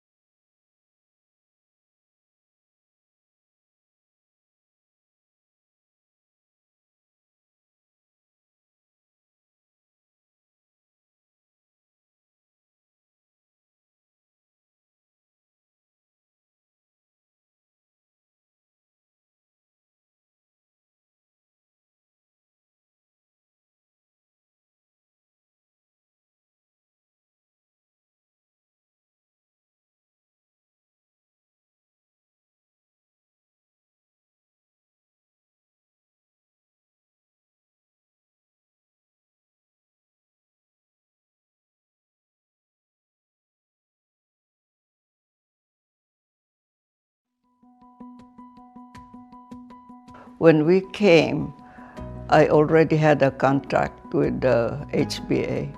And 3 days after we arrived from the Philippines, I was still jet lagged and everything. And I had to report to HBA to teach. So that's how we got here. When I first came, there were a lot of teachers who offered help to me and asked me if I needed anything. And that was really very nice for me to realize that there were people who were kind around me and who were also my professional equals. So one Halloween, I came to my room, I opened it, and there was this snake on my chair. And I picked it up and threw it in the trash can, and they were all disappointed that I didn't scream. And I said, next time, don't pick a science teacher to put reptiles or spiders. Try somebody else. And they were laughing. You know, as I look back from 1968 to the present, I can see God's blessing and God's hand in everything that happened at HBA, from the acquirement of the elementary campus to the middle school campus and the high school campus. God's hand was in it.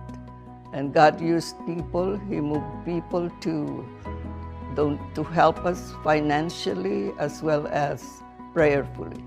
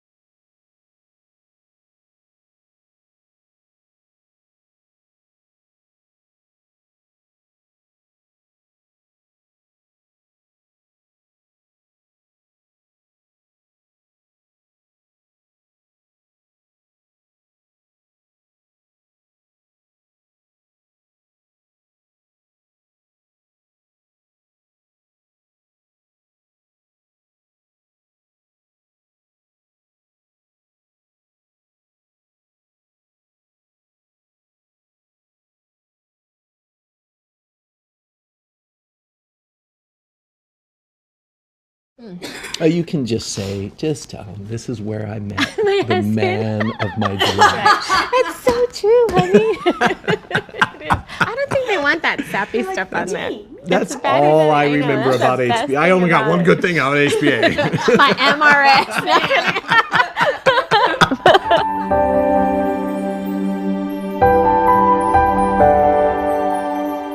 Well, I'm the Executive Director of Harvest Family Life Ministries here in the Hawaiian Islands. But one of my favorite things to do is also I'm a part of Hawaii Life Alliance. For Harvest, some of the favorite things that I enjoy are teaching. We do parenting classes, training, trauma-informed training for potential and current foster and adoptive families. So teaching in those settings is a real passion for me. She came to HBA our senior year. She was new on campus and we met on the first day of school and talked in chapel. I was showing her who everybody was and trying to help her get acclimated to the campus. And that's how we met. And we actually didn't date then. We started getting together around Christmas time of our senior year. HBA for me cemented a foundation for me in terms of who God was calling me to be. I surrendered my life to full-time ministry senior year at Christian Emphasis Week. But HBA brought me to a place that I really understood that I wanted my relationship with God to be the most important thing in my life. For me, HBA was a safe place. It was a different time in the 80s, and I was going through a lot of different things as a teenager at that time, transitioning, and that's what happened at school. It was where I wanted to be all the time. And so for me, it's home. And the place that I could be who I am, and that the teachers and the faculty and administrators, they loved me. Psalms 115:1 says, "Not to us, O Lord, not to us, but to your name goes all the glory for your unfailing love and faithfulness."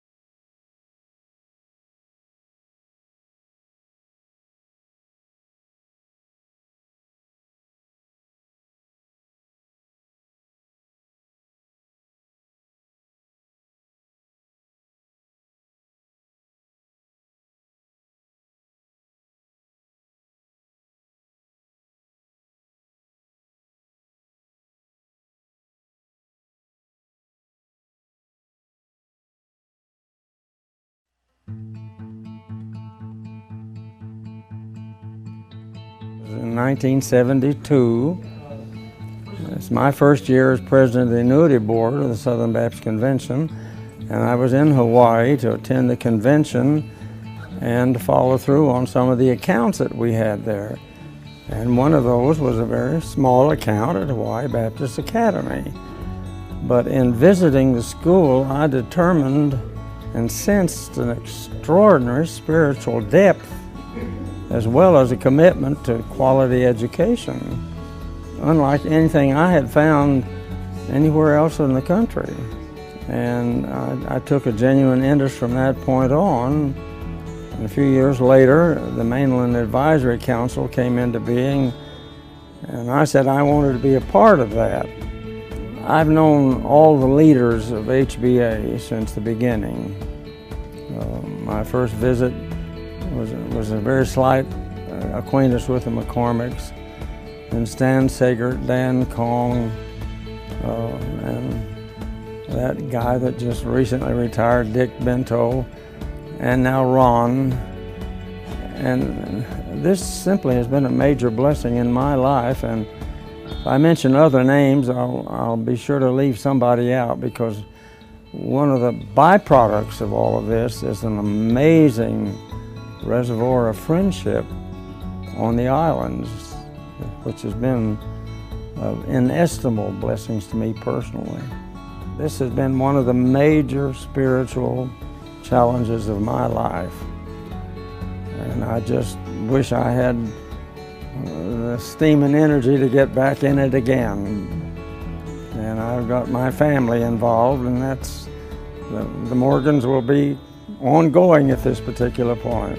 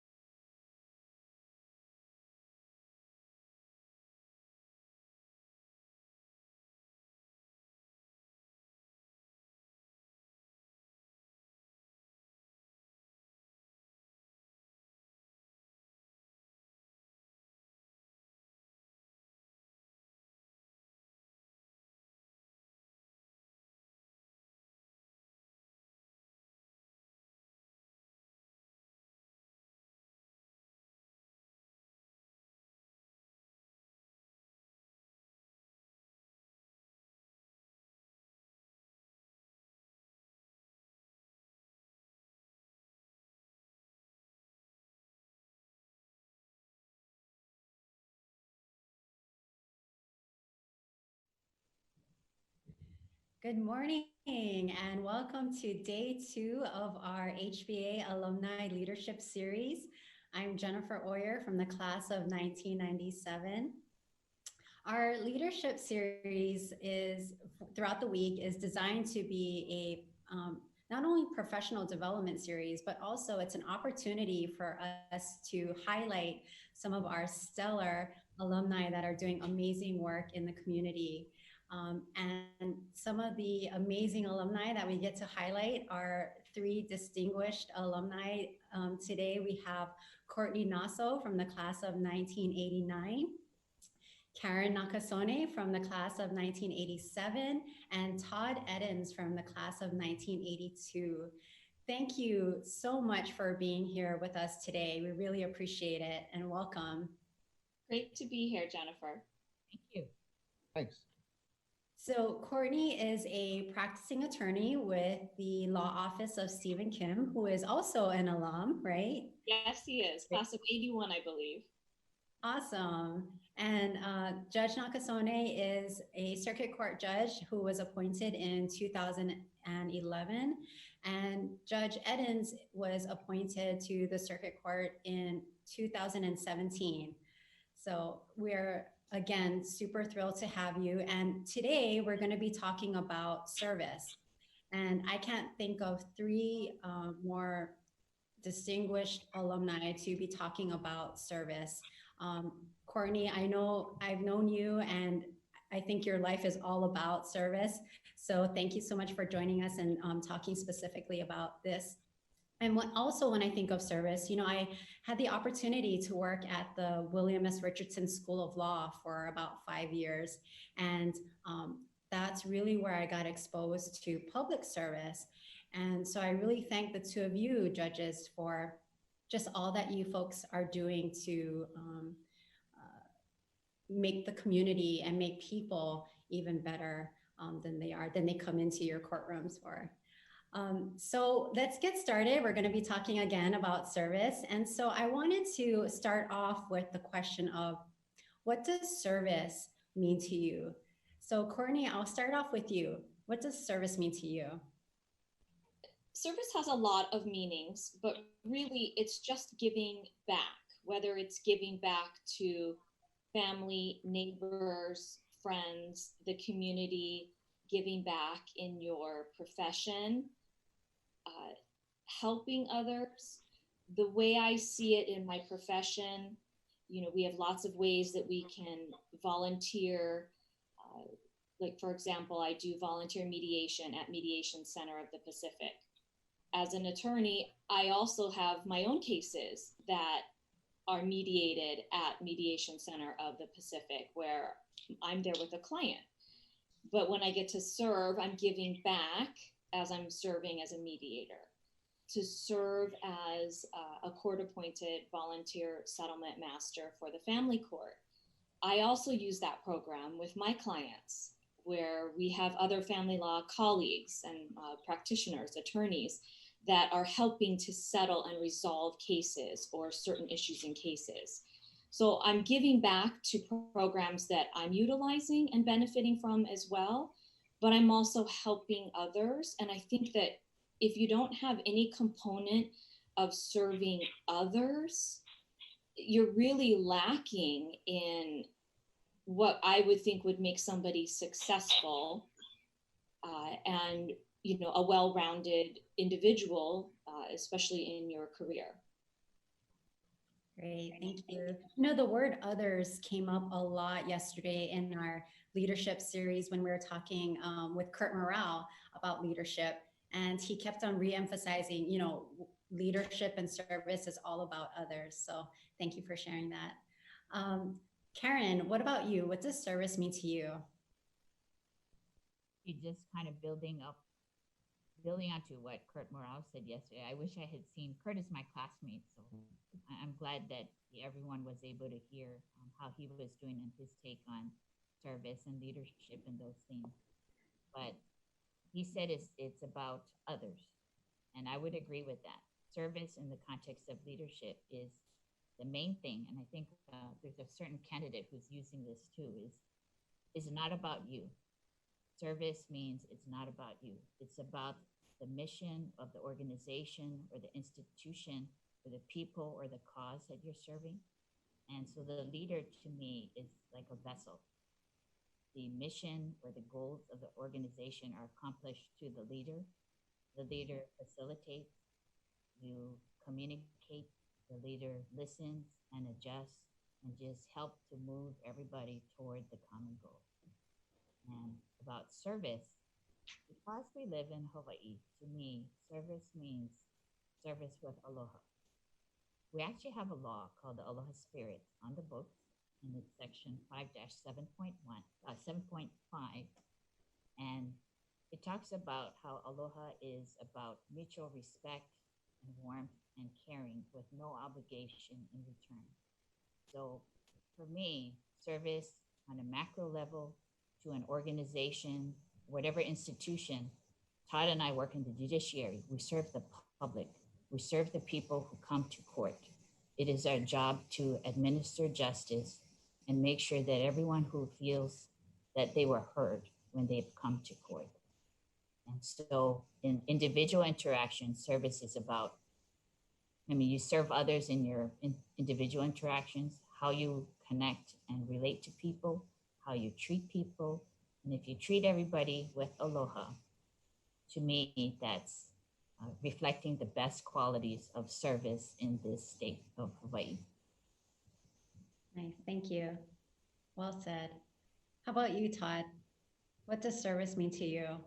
Well, I think both Karen and Courtney talked about it. It's really doing work that benefits your fellow community members. And I think it's actions that we all do collectively and individually that have a cumulative effect on the overall well-being of our fellow community members. So I think that's what, when you say a lot of talk about others meaning our fellow citizens. And it's not necessarily people that we have contact with on an individual basis. It's people that from a broader context, your actions can affect. Now, Karen touched upon our particular government service, which is a judicial service. And in our line of work, it's really facilitating and protecting the system. And the system works in a variety of ways for a variety of different people. But our service is really geared towards protecting the rule of law, safeguarding the rights of individuals, making sure our government works fairly for all involved, which means avoiding inequities, inequalities. And that's how service comes together, at least in our work. But it really is simply getting out and helping other people, in my view. Mm-hmm. It's great. What a great way to start off this leadership series on service. Thank you for sharing that, sharing your thoughts. You know, when I think about HBA, and HBA has a fantastic mock trial team. I know that you know that, Courtney, because you served as a coach. And the students right now are really leaning in and learning about what they may want to do in the future. So I'm kind of curious to hear from you folks about how you thought HBA prepared you for what you're doing now professionally. And if there's any specific teachers or classes that really inspired you to go into law. Karen, I'll start with you.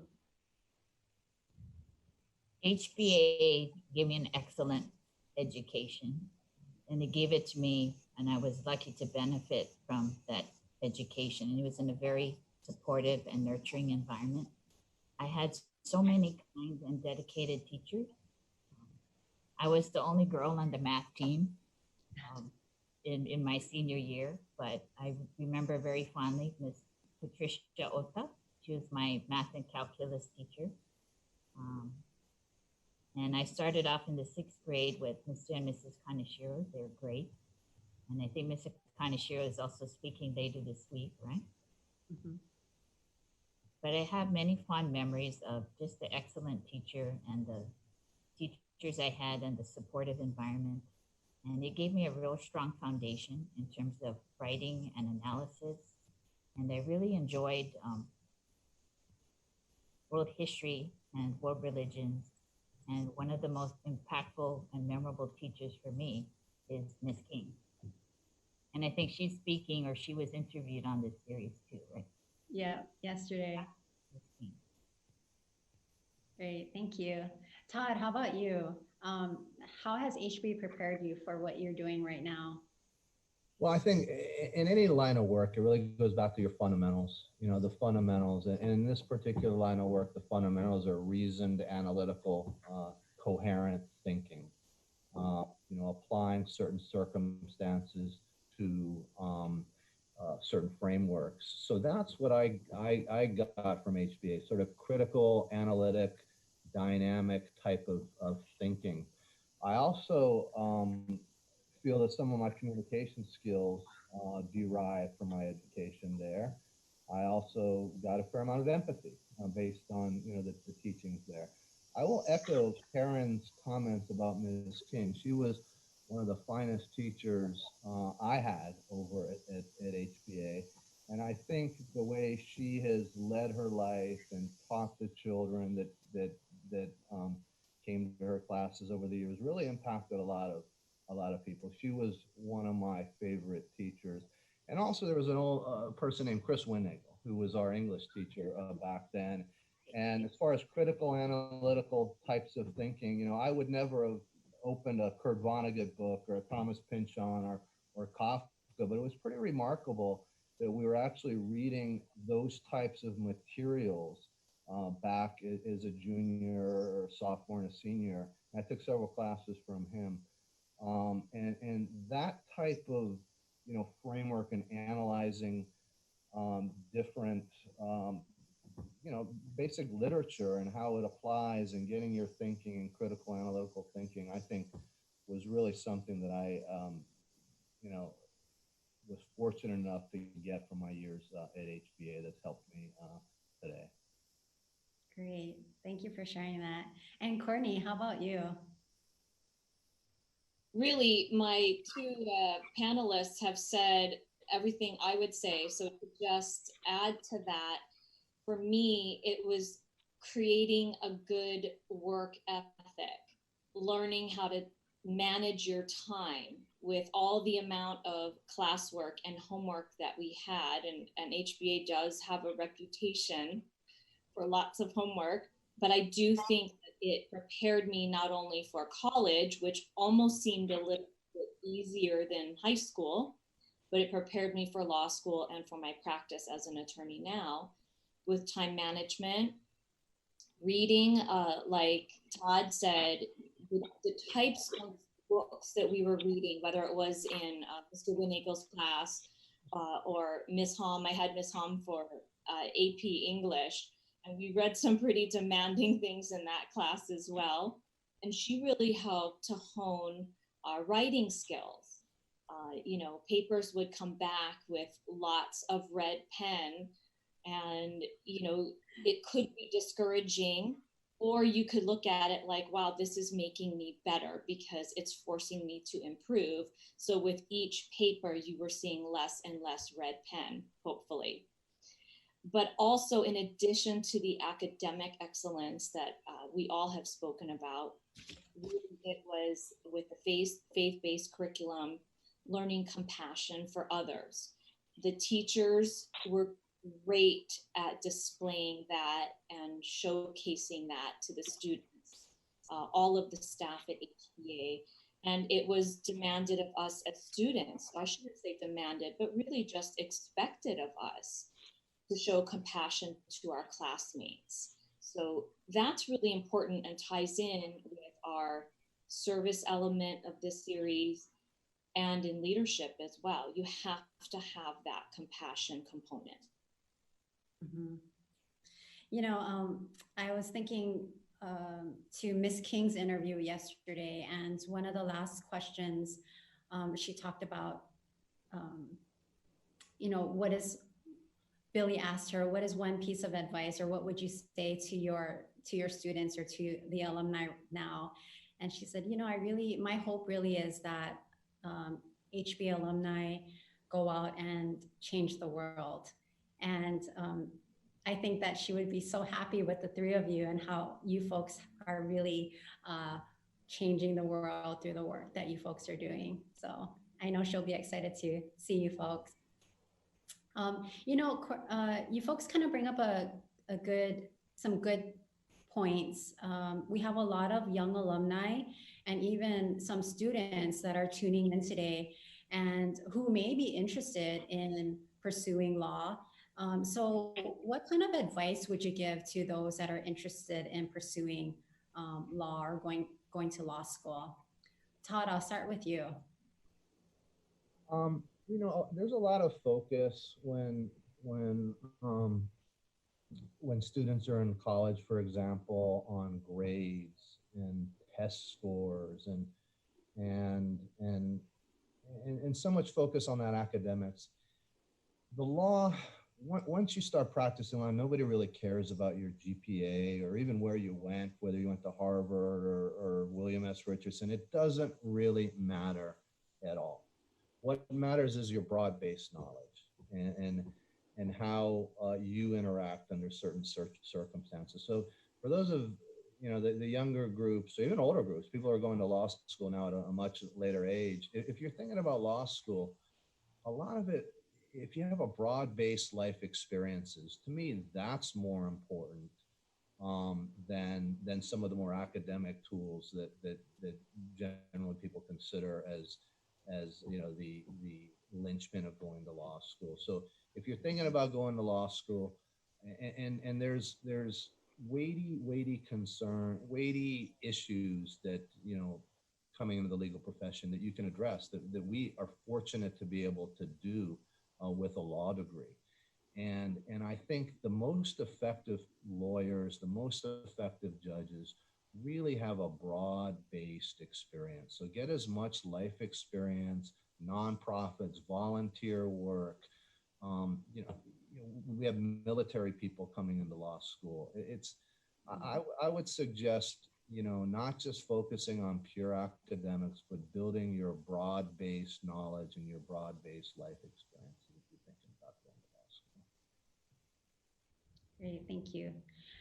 Karen, how about you? What's some advice that you can give to those that are interested in pursuing law? I totally agree with what Todd said.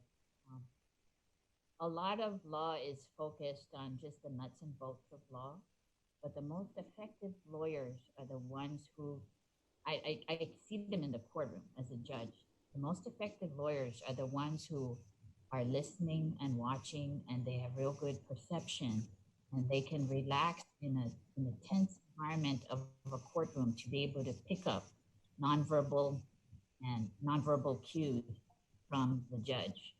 And sometimes if it's a particular thorny issue that I wasn't familiar with, or sometimes the area is something that's very, it might be very unfamiliar to me. So I'm having trouble framing the question, but I kind of know what it is that I'm stuck on. The best lawyers are the ones who can sense what the judge is struggling with, and they present that and they address it head on. They say, are you wondering about how this applies in this context because our situation is different from all the other cases that we've seen before? Yes.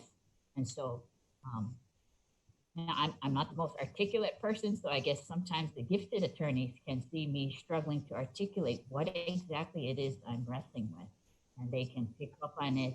And I think the only way you can get that kind of perception is to get the kind of broad-based community. Just get out to the community, interact with different kinds of people. The more diverse life experiences and different kinds of contexts and people you are exposed to, it will make you you'll be able to understand nuance better. You'll be able to read situations and people better, and that will make you a really great lawyer. That's great advice, especially for students. A lot of people may think that HBA is such a sheltered, small school. So I think hearing your words of advice is encouraging for them to go out and, experience as much as they can. Yeah. Courtney, how about you? Again, I agree 100% with what Todd and Karen said, and just add to that, it isn't just all academics. That will only get you so far. It's really about being able to be a communicator. And in my practice, I have to be able to communicate effectively with my client. I have to be able to communicate effectively with opposing counsel, no matter how gnarly the issues are or how difficult of a personality I might be dealing with on the other side. In mediation, you have to be able to communicate with your mediator, or if you are the mediator, it goes there as well. And then, of course, finally, as a practitioner, communicate to the judge. And just like what Karen was explaining, you have to be able to pick up those nuances. Sometimes the judge can just give a look, whether it's to you or to the opposing counsel or the other party. You have to be able to read that person, that judge, that courtroom. And you have to be able to know, okay, the judge gets it, so I need to stop talking. Or the judge really could use a little bit more information here, so I need to keep educating the court because the court is inquiring about this issue. So they really want to know, and I need to be prepared and ready to communicate. So whether that means in high school, doing mock trial, which didn't exist when the three of us were there, but does now, so that's a fantastic program, or joining the debate team, which that did exist. I don't know for my co-panelist, but that was a lot of fun for me, or drama team. Anything that's going to get you communicating with others, forcing you to do public speaking, whether even if it's like a National Honor Society and you have a small group or you have a service group and you have to go out into the community, anything can be helpful if you want to begin a practice in law. Let me just add one thing here. As far as the both what Karen and Courtney talked about, the communication skills, the key part of this on communication is listening, not talking. People tend to think, lawyers, hey, go talk to my mouthpiece. Really, it's the listening, it's the hearing. And that translates to virtually every profession. And anything you do it's more important to listen than to talk. Because when you listen, you can talk better and more effectively. And I find that a lot, especially younger lawyers or younger, even law students, they want to do all this talking. And Karen highlights the aspect of when people come into court, they're not really listening. They're just talking. And I think that's something that is almost counterintuitive in this line of work and in any line of work. Listen, more listening, less talking. I just I'll sit here and listen. Totally. Actually, when Courtney was talking, I said, yeah, communication, but more important than communication is listening. And then Todd jumped in and said that. So I totally agree. And like Todd said, there's so much misperception about, what a lawyer is and what a lawyer does. The best lawyers are really good listeners. And they're really good listeners. They're picking up on what their clients are telling them. And sometimes the clients and the judges, the lawyers are the experts. The lawyers know the law. But in order to be able to help the court or help their client, sometimes they themselves, especially the clients, cannot articulate exactly what it is that they need help with or what they're struggling with or what they have a question with. If the lawyer is really listening and has a good relationship of trust, you will be able to identify what it is that your client is struggling with and you can address it. And that makes you a much better lawyer. And the only way you can get that really listening skills is when you go out, especially the younger folks. The younger you are, the less talking you should be doing, just as a general rule. I say that out of kindness and aloha. Really, I just look back at myself 10 years ago, 20 years ago. I feel like I'm older now. I have a lot more life experience. I have more wisdom. But then I look at the people ahead of me, 10 or 12, 20 years older than me, and they just seem so much more wiser. And so life is like that. There'll be a lot of issues and problems and people and difficult situations that you have to encounter and figure out how to deal with. And all that struggle and learning will help you be a better listener and a better lawyer or whatever it is that you end up doing. Mm-hmm. Great. Yeah. I remember when I was working at the law school, Dean Soifer used to always tell me whenever we went in to meet with a donor, talk with law firms, he would always say, look, listen, and learn. Mm-hmm. Look, listen, and learn. Because I was so new, because I wasn't an alum and I didn't go to law school, I had no idea what, the attorneys were talking about. So he would always say, look, listen, and learn. So it's been helpful piece of advice. You know, again, for the younger alumni, how can young leaders meaningfully and effectively serve in the community? When we're talking about, you know, service and public service, how can young leaders meaningfully and effectively serve in the community? Karen, I'll start with you. You know, before I became a judge, I served as president, and I did all kinds of other committee work with the organization called the Japanese American Citizens League, and it's a community-based civil rights organization. And I started out there, I think I was 30, so fairly young. I mean, but before that, I had done a lot of activity in law school with Asian American Law Student Association. I was a president, and I was active on the national level with Asian American civil rights issues.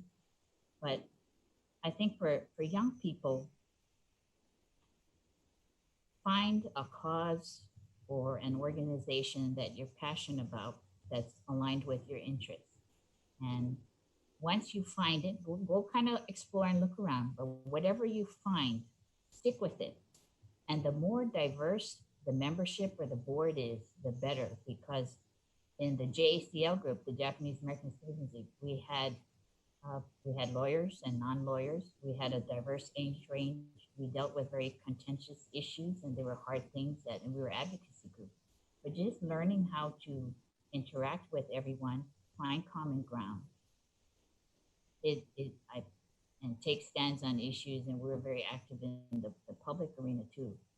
That taught me so much about life and leadership and service, and helped me develop a lot as a person.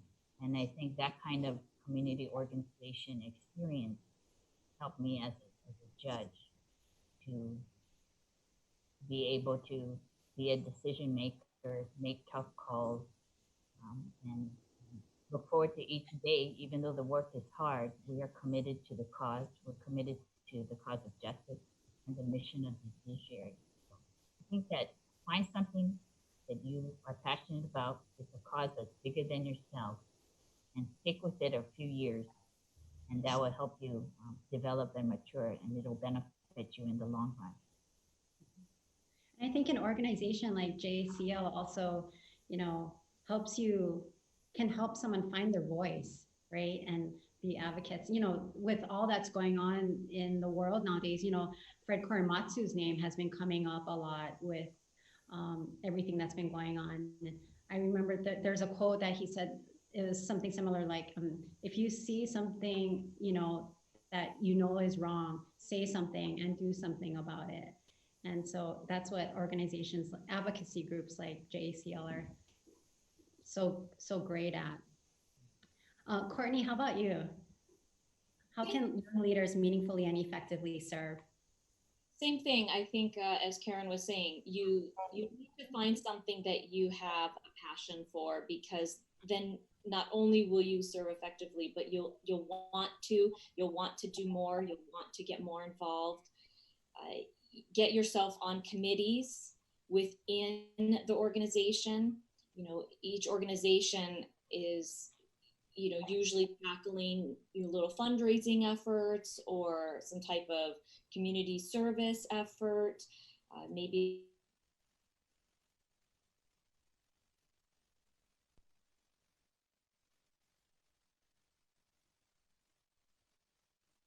you don't have to be involved in, you know, 4 or 5 different organizations, but do what's manageable for you so you can do it with excellence and put your whole heart into it and give 100% or 110%, whatever you want to say, to show that you are fully engaged and involved in that organization or that agency. And what will happen, you'll find, is you'll start with the one that you're most passionate about. You'll meet other people who are either on other boards or members of other organizations, and you'll want to serve with them, or maybe they'll invite you to come and serve with them. And that will continue to open doors so you can serve in a variety of ways in the community. Great. Yeah. And Todd, how about you? Your thoughts? You know, HBA always fostered community involvement. I mean, that's one other takeaway from an HBA education is to get into the trenches, think about your fellow human being, and do what you can to aid them. And what Karen said is, you know, aligning, you know, your interests with what you feel is an appropriate community involvement is really important, because then it triggers your enthusiasm to whatever you're involved in. For example, if you're a surfer, you're a water person, you know, get involved with environmental organizations. If you like working with children, there's foster care situations. There's a whole slew of ways to work with children. And as Jennifer mentions, these times are strange times, and it's going to be even more important. There's going to be even more opportunities to get involved to aid people who are disadvantaged in our communities. And if your interests align with these particular groups, dive right in, get involved, and you know, and go out there and do what HBA taught you to do, help other people. Just curious, were you folks involved in servant group when you were at HBA? I was. Yeah. Yes. I was not. I was. Did they have servant group when you were in school? Remember, I don't think I was. Okay. Watching, I think you would remember if I was involved. I don't think I was. One of the questions that I asked yesterday to Kurt and Scott Sue was, what keeps you up at night and what are you doing to solve it? What keeps you up at night and what are you doing to solve it? Who wants to go first? They had a tough time answering that question. Maybe I'll start with Todd, since he's the older and wiser. Oh, I don't know about that. I get unwise by the day. You know, by the way, never stop learning. That's another important trait or thing that we should never stop learning. And I'm sure Miss King, if she's watching this, she's not stopped her learning. But you know, look, I think I don't have a problem sleeping at all, quite frankly. But what worries me is it's almost an existential crisis the way we're treating our Earth. You know, I mean, I'm not going to get into greenhouse gas emissions and glacier, you know, decay and all that. But what really keeps me up is the way us as human beings are treating where we live, which is this planet. And it's really an existential crisis. And, you know, as old as I am, Jennifer, I have a third grader among my 4 children. And she herself is doing art where there's, you know, really, she's concerned about the way we are treating our planet. And she is concerned how things are going to be 25, 30, 40 years when she's our age. And for a third grader to be thinking like that, that causes me concern. It doesn't keep me up at night, but, you know, I really think we have almost an existential crisis here with the way our government and our individual actions are treating our planet. Thank you. Thanks for sharing that. Courtney, how about you? That really is such an important issue that Todd just shared.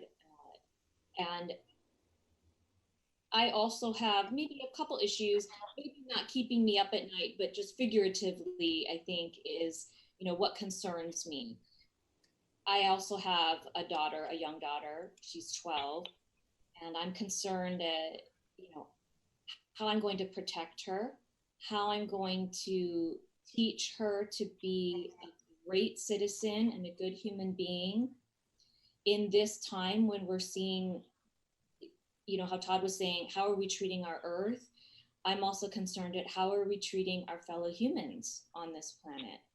And I just think that right now there are just a lot of ways where we are divisive, where we are polarizing, and not treating our fellow humans in the way that they, should be regarded and respected, and certainly not in the way that Christ would. And that's important to me. So that's a concern. And how do I teach her? And if you watch the news, it just seems like you can't get away from story after story after story, night after night, of how we are failing in that regard. And so we have to work that much harder in our own individual homes, in your neighborhood, in your church, in your organizations, in your career. And we have to work so hard at teaching our young children and our youth how to respect others, and that we are all created equal, because that message is, I think, being lost right now. Right. Yeah. Thank you for sharing that. Karen, how about you? Well, I don't usually have problems sleeping either, like Todd. And sometimes I think people find that surprising, given the kind of work that he and I do. But I guess for myself, I mean, just in terms of my work, I just try to prepare the best I can every day. And the work it's always going to be there. But while I don't necessarily lose sleep over it, it fills me with dread when I think about climate change and what we are doing to our earth. And what is very frightening to me now, and we're not sure the extent of it, is the financial, economic devastation of the pandemic to people in Hawaii. And so we hear the stories, there's like trickles of stories here and there, but I think that there is a lot of financial pain, and there's emotional pain with can you guys hear me? Yep, I can hear you. So I think just with the isolation that the pandemic has created, and the job loss, and there's just a lot of pain in our community. And one of the questions was, I think you said, what do I do about it? Is that what are you doing to solve it? Mm-hmm. So I'm a Zen student. So I do a Zazen meditation where you sit and you try to quiet your mind. And I try to do that every day. I do it every day, especially if I have something heavy at work, or especially if I'm dealing with something personal or professional difficulty. But I think that just having a daily quiet, whether it's prayer, whether it's meditation, just having that daily time to just clear your mind and be quiet, and pray for the world. I try to do that every day in terms of how I approach every day. And I think that if everyone spent some quiet time every day to get back in touch with yourself,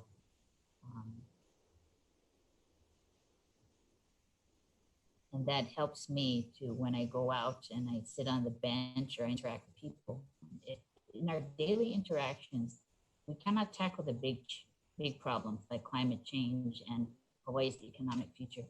But in your daily interactions with people, and in your work and in your community, if you always act with aloha in all that you do, with respect and warmth and caring for your fellow citizens, I think that each of us can make a difference in how you carry yourself.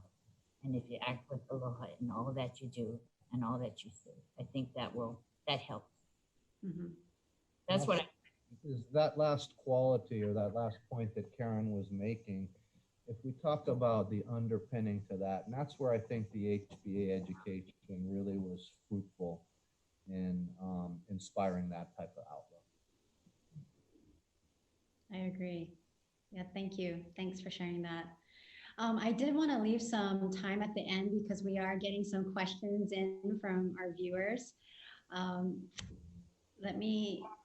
so we have about 20 minutes left. I'll ask one question that came in.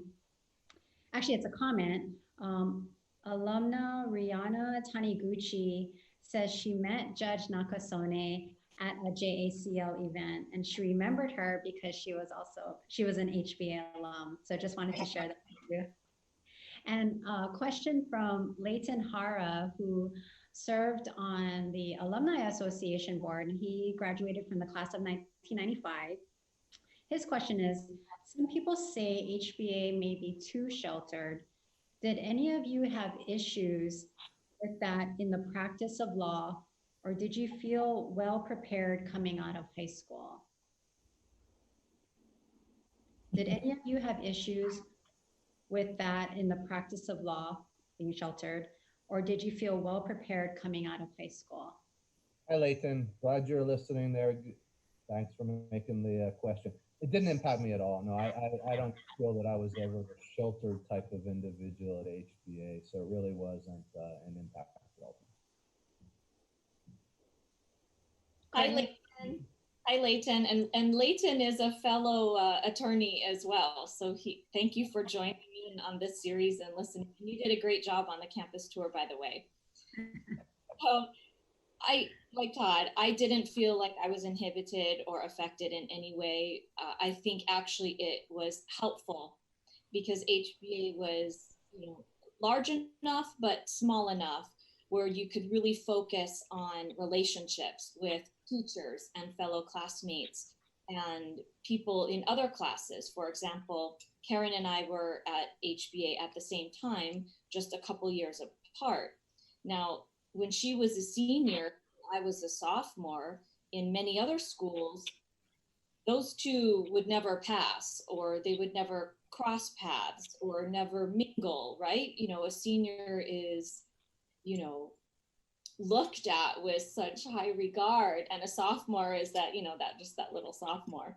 But that was not how it was at HBA. And I think that was starting at a very young age and instilling respect for each other, even when there is respect for the upperclassmen.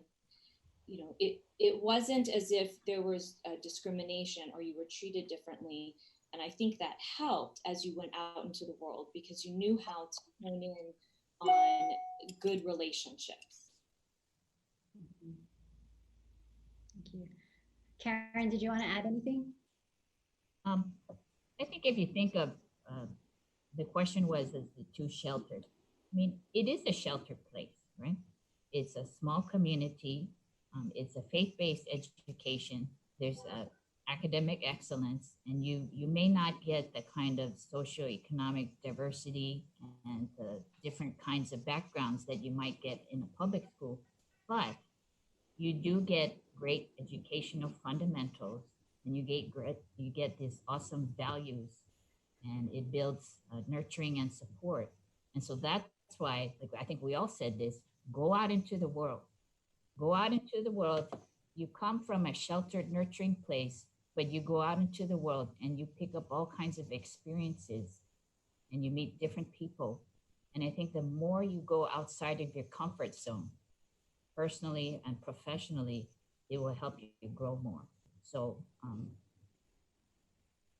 Todd and I worked at the public defender's office. And so I think, Todd, you did how many years did you work there? It was over a decade, right? It was. Yeah, well, me too. I think I did 15 years and Todd did it over 10 years.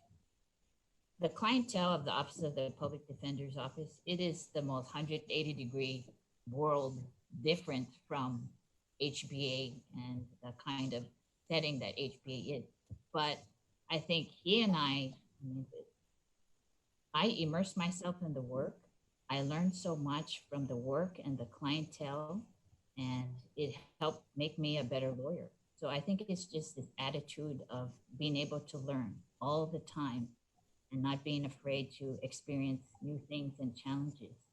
That if you take that spirit, there's no limit to what you can do in the world and for the world. Right. I'm kind of curious to hear what your typical day looks like. Like, does it change something new? I would assume that something new happens every day, right? Different cases and all of that. Todd, what is your typical day look like? Chaos. We try to control chaos in our courtroom, but with human drama unfolds every day in these, and you see our walls. Both Ken and I, we're actually in our courtroom right now, sitting at our bench. But this human drama really unfolds in the courtrooms throughout America, not just here. And our daily lives deal with real life problems and real life issues that we have to make hard calls on. And and the way we can sleep at night is that we understand the seriousness of what we do and the impact our decisions have on others and the community as a whole. And if we tackle our roles and responsibilities with the type of work ethic, preparation, and our training, we come out and we make a decision. And if we've laid the groundwork for our decision, we live comfortably with it. And it is really emotional within these walls here. It can get really, really heavy. And I think, one other aspect of an HBA education was, it allows you to really be relatively calm under fire and to appreciate the viewpoints of others. And, if you have that type of, as Karen's mentioned, I've mentioned it, a fundamental, then really the decision-making aspect to our job is easier. And this is not something that a lot of people can do. Karen does just a fine job, and we have some really good judges here that do their work.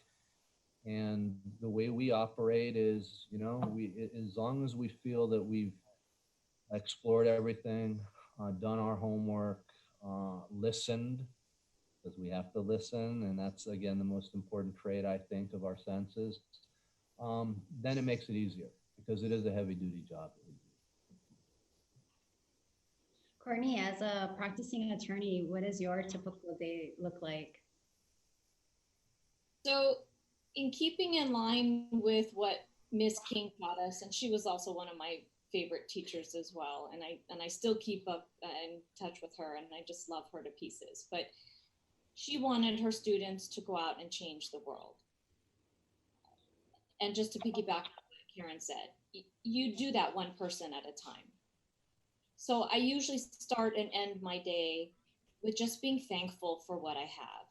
Even if you're going through a challenging time or a dark time, whatever your circumstances, whether it's financial or a health issue, whatever it is, or you're having a troubled child, you still can find things that are blessings that you are thankful for. So I always begin and end my day like that.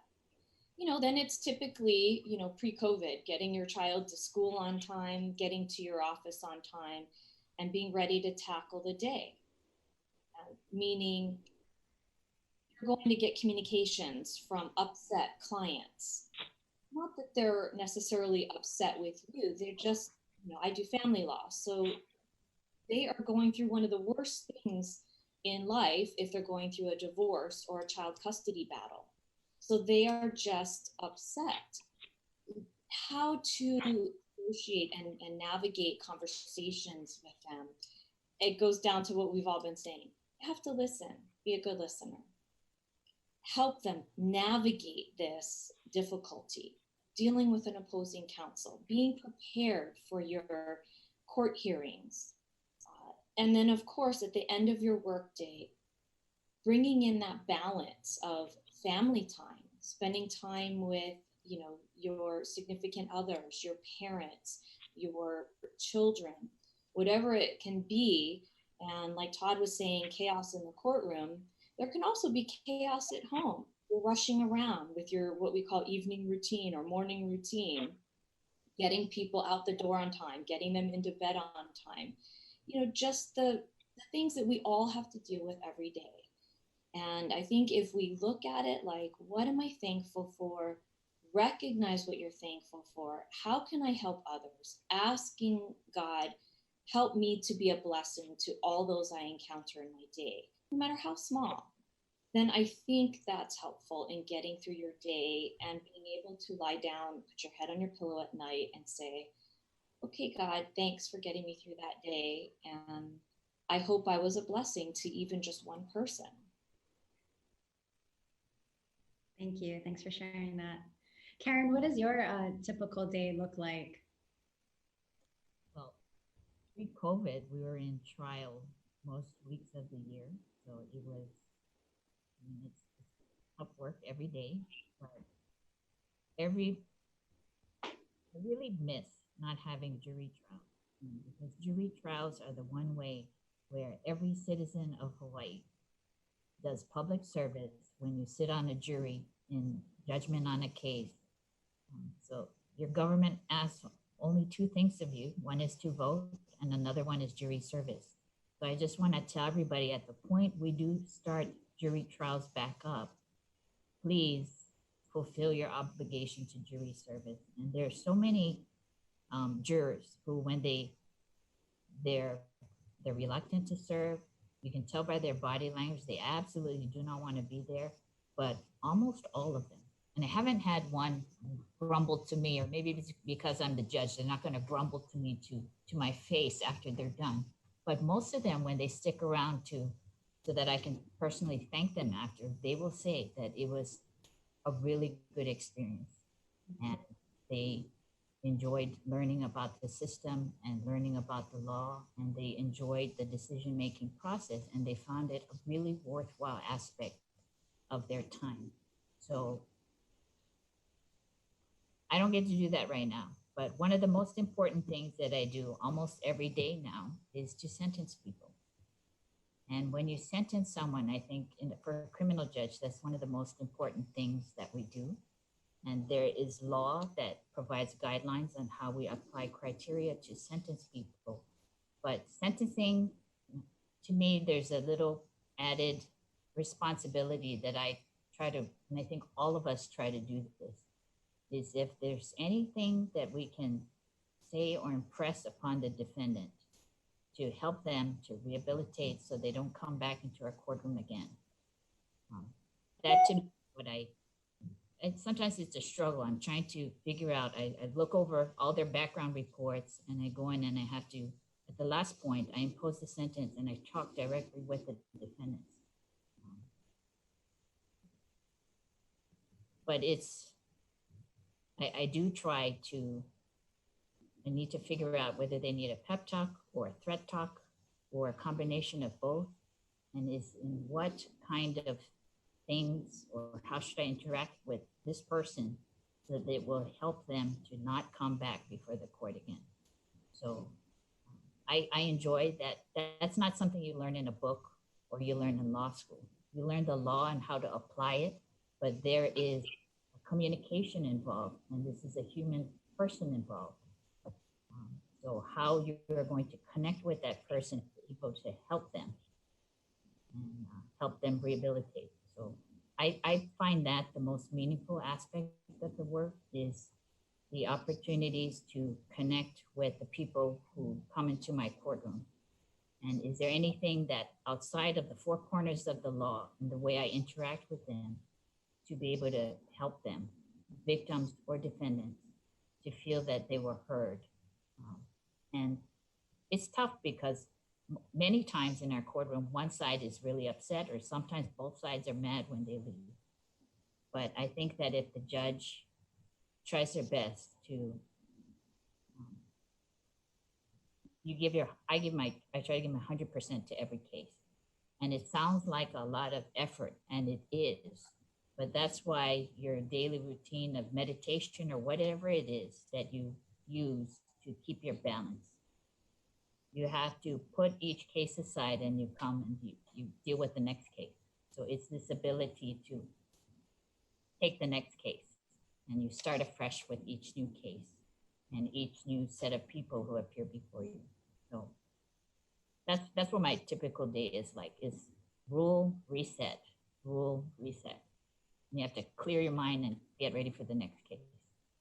Interesting. You know, I went to court, and I sit on a board for an organization that provides culinary training to women that are coming out of drug rehabilitation, and they give culinary training and certification. So after they're done, they can find a job, or after they're released from prison.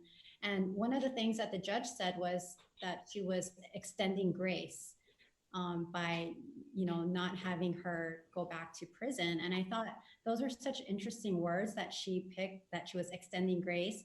So I'm thinking, how much does empathy play in the work that you two especially are making on a day-to-day basis when you have to sentence people? Oh, it absolutely plays a role. You have to have it, because a lot of the defendants are coming from backgrounds and perspectives that are totally different and unfamiliar to you. Sometimes some of them come from generations that have been in the criminal justice system. And this sometimes, unfortunately, all they know. So for a judge to be able to find empathy in those really tough sentencing situations is challenging, but I think we're duty bound to do our best to try to empathize and then craft an appropriate sentence that benefits the community as well as the individual. It's a hard call, but we do it all the time, Todd and I. It's not easy, but it's very fulfilling and worthwhile. I bet. Todd, did you want to add anything to that? No, well said by Karen. Empathy plays a huge role. I mentioned that sort of at the beginning of our talk.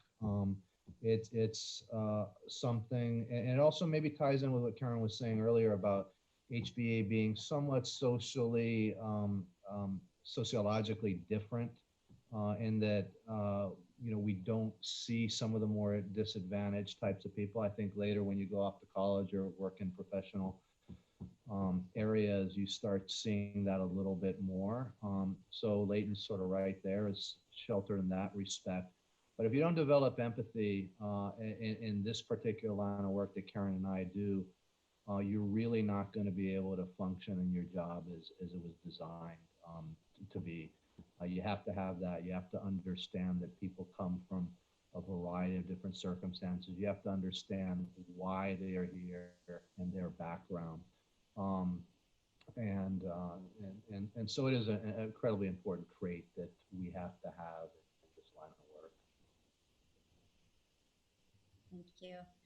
Well, I can't believe that an hour has already passed.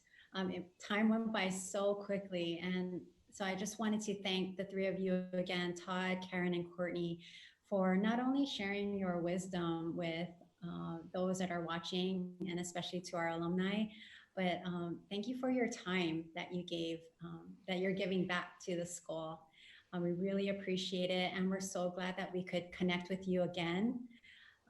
Tomorrow for our Alumni Leadership Series, we're going to be speaking with Jarrett Walters and Erin Kano Uehara, who they're both small business owners, and we're going to be, the theme is excellence, and talking about excellence in running their small businesses. So please join us tomorrow at 10 o'clock in the morning for our Alumni Leadership Series.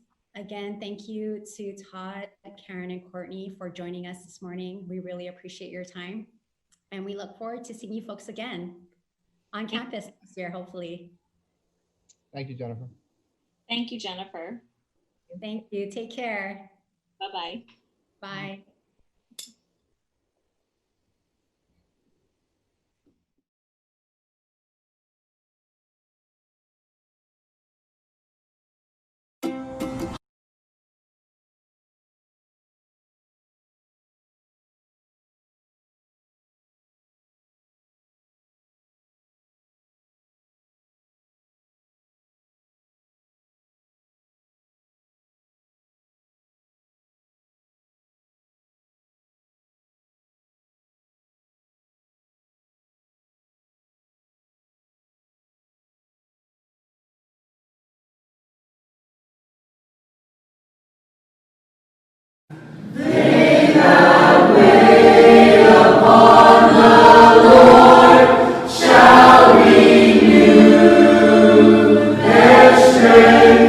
They shall mount up with wings.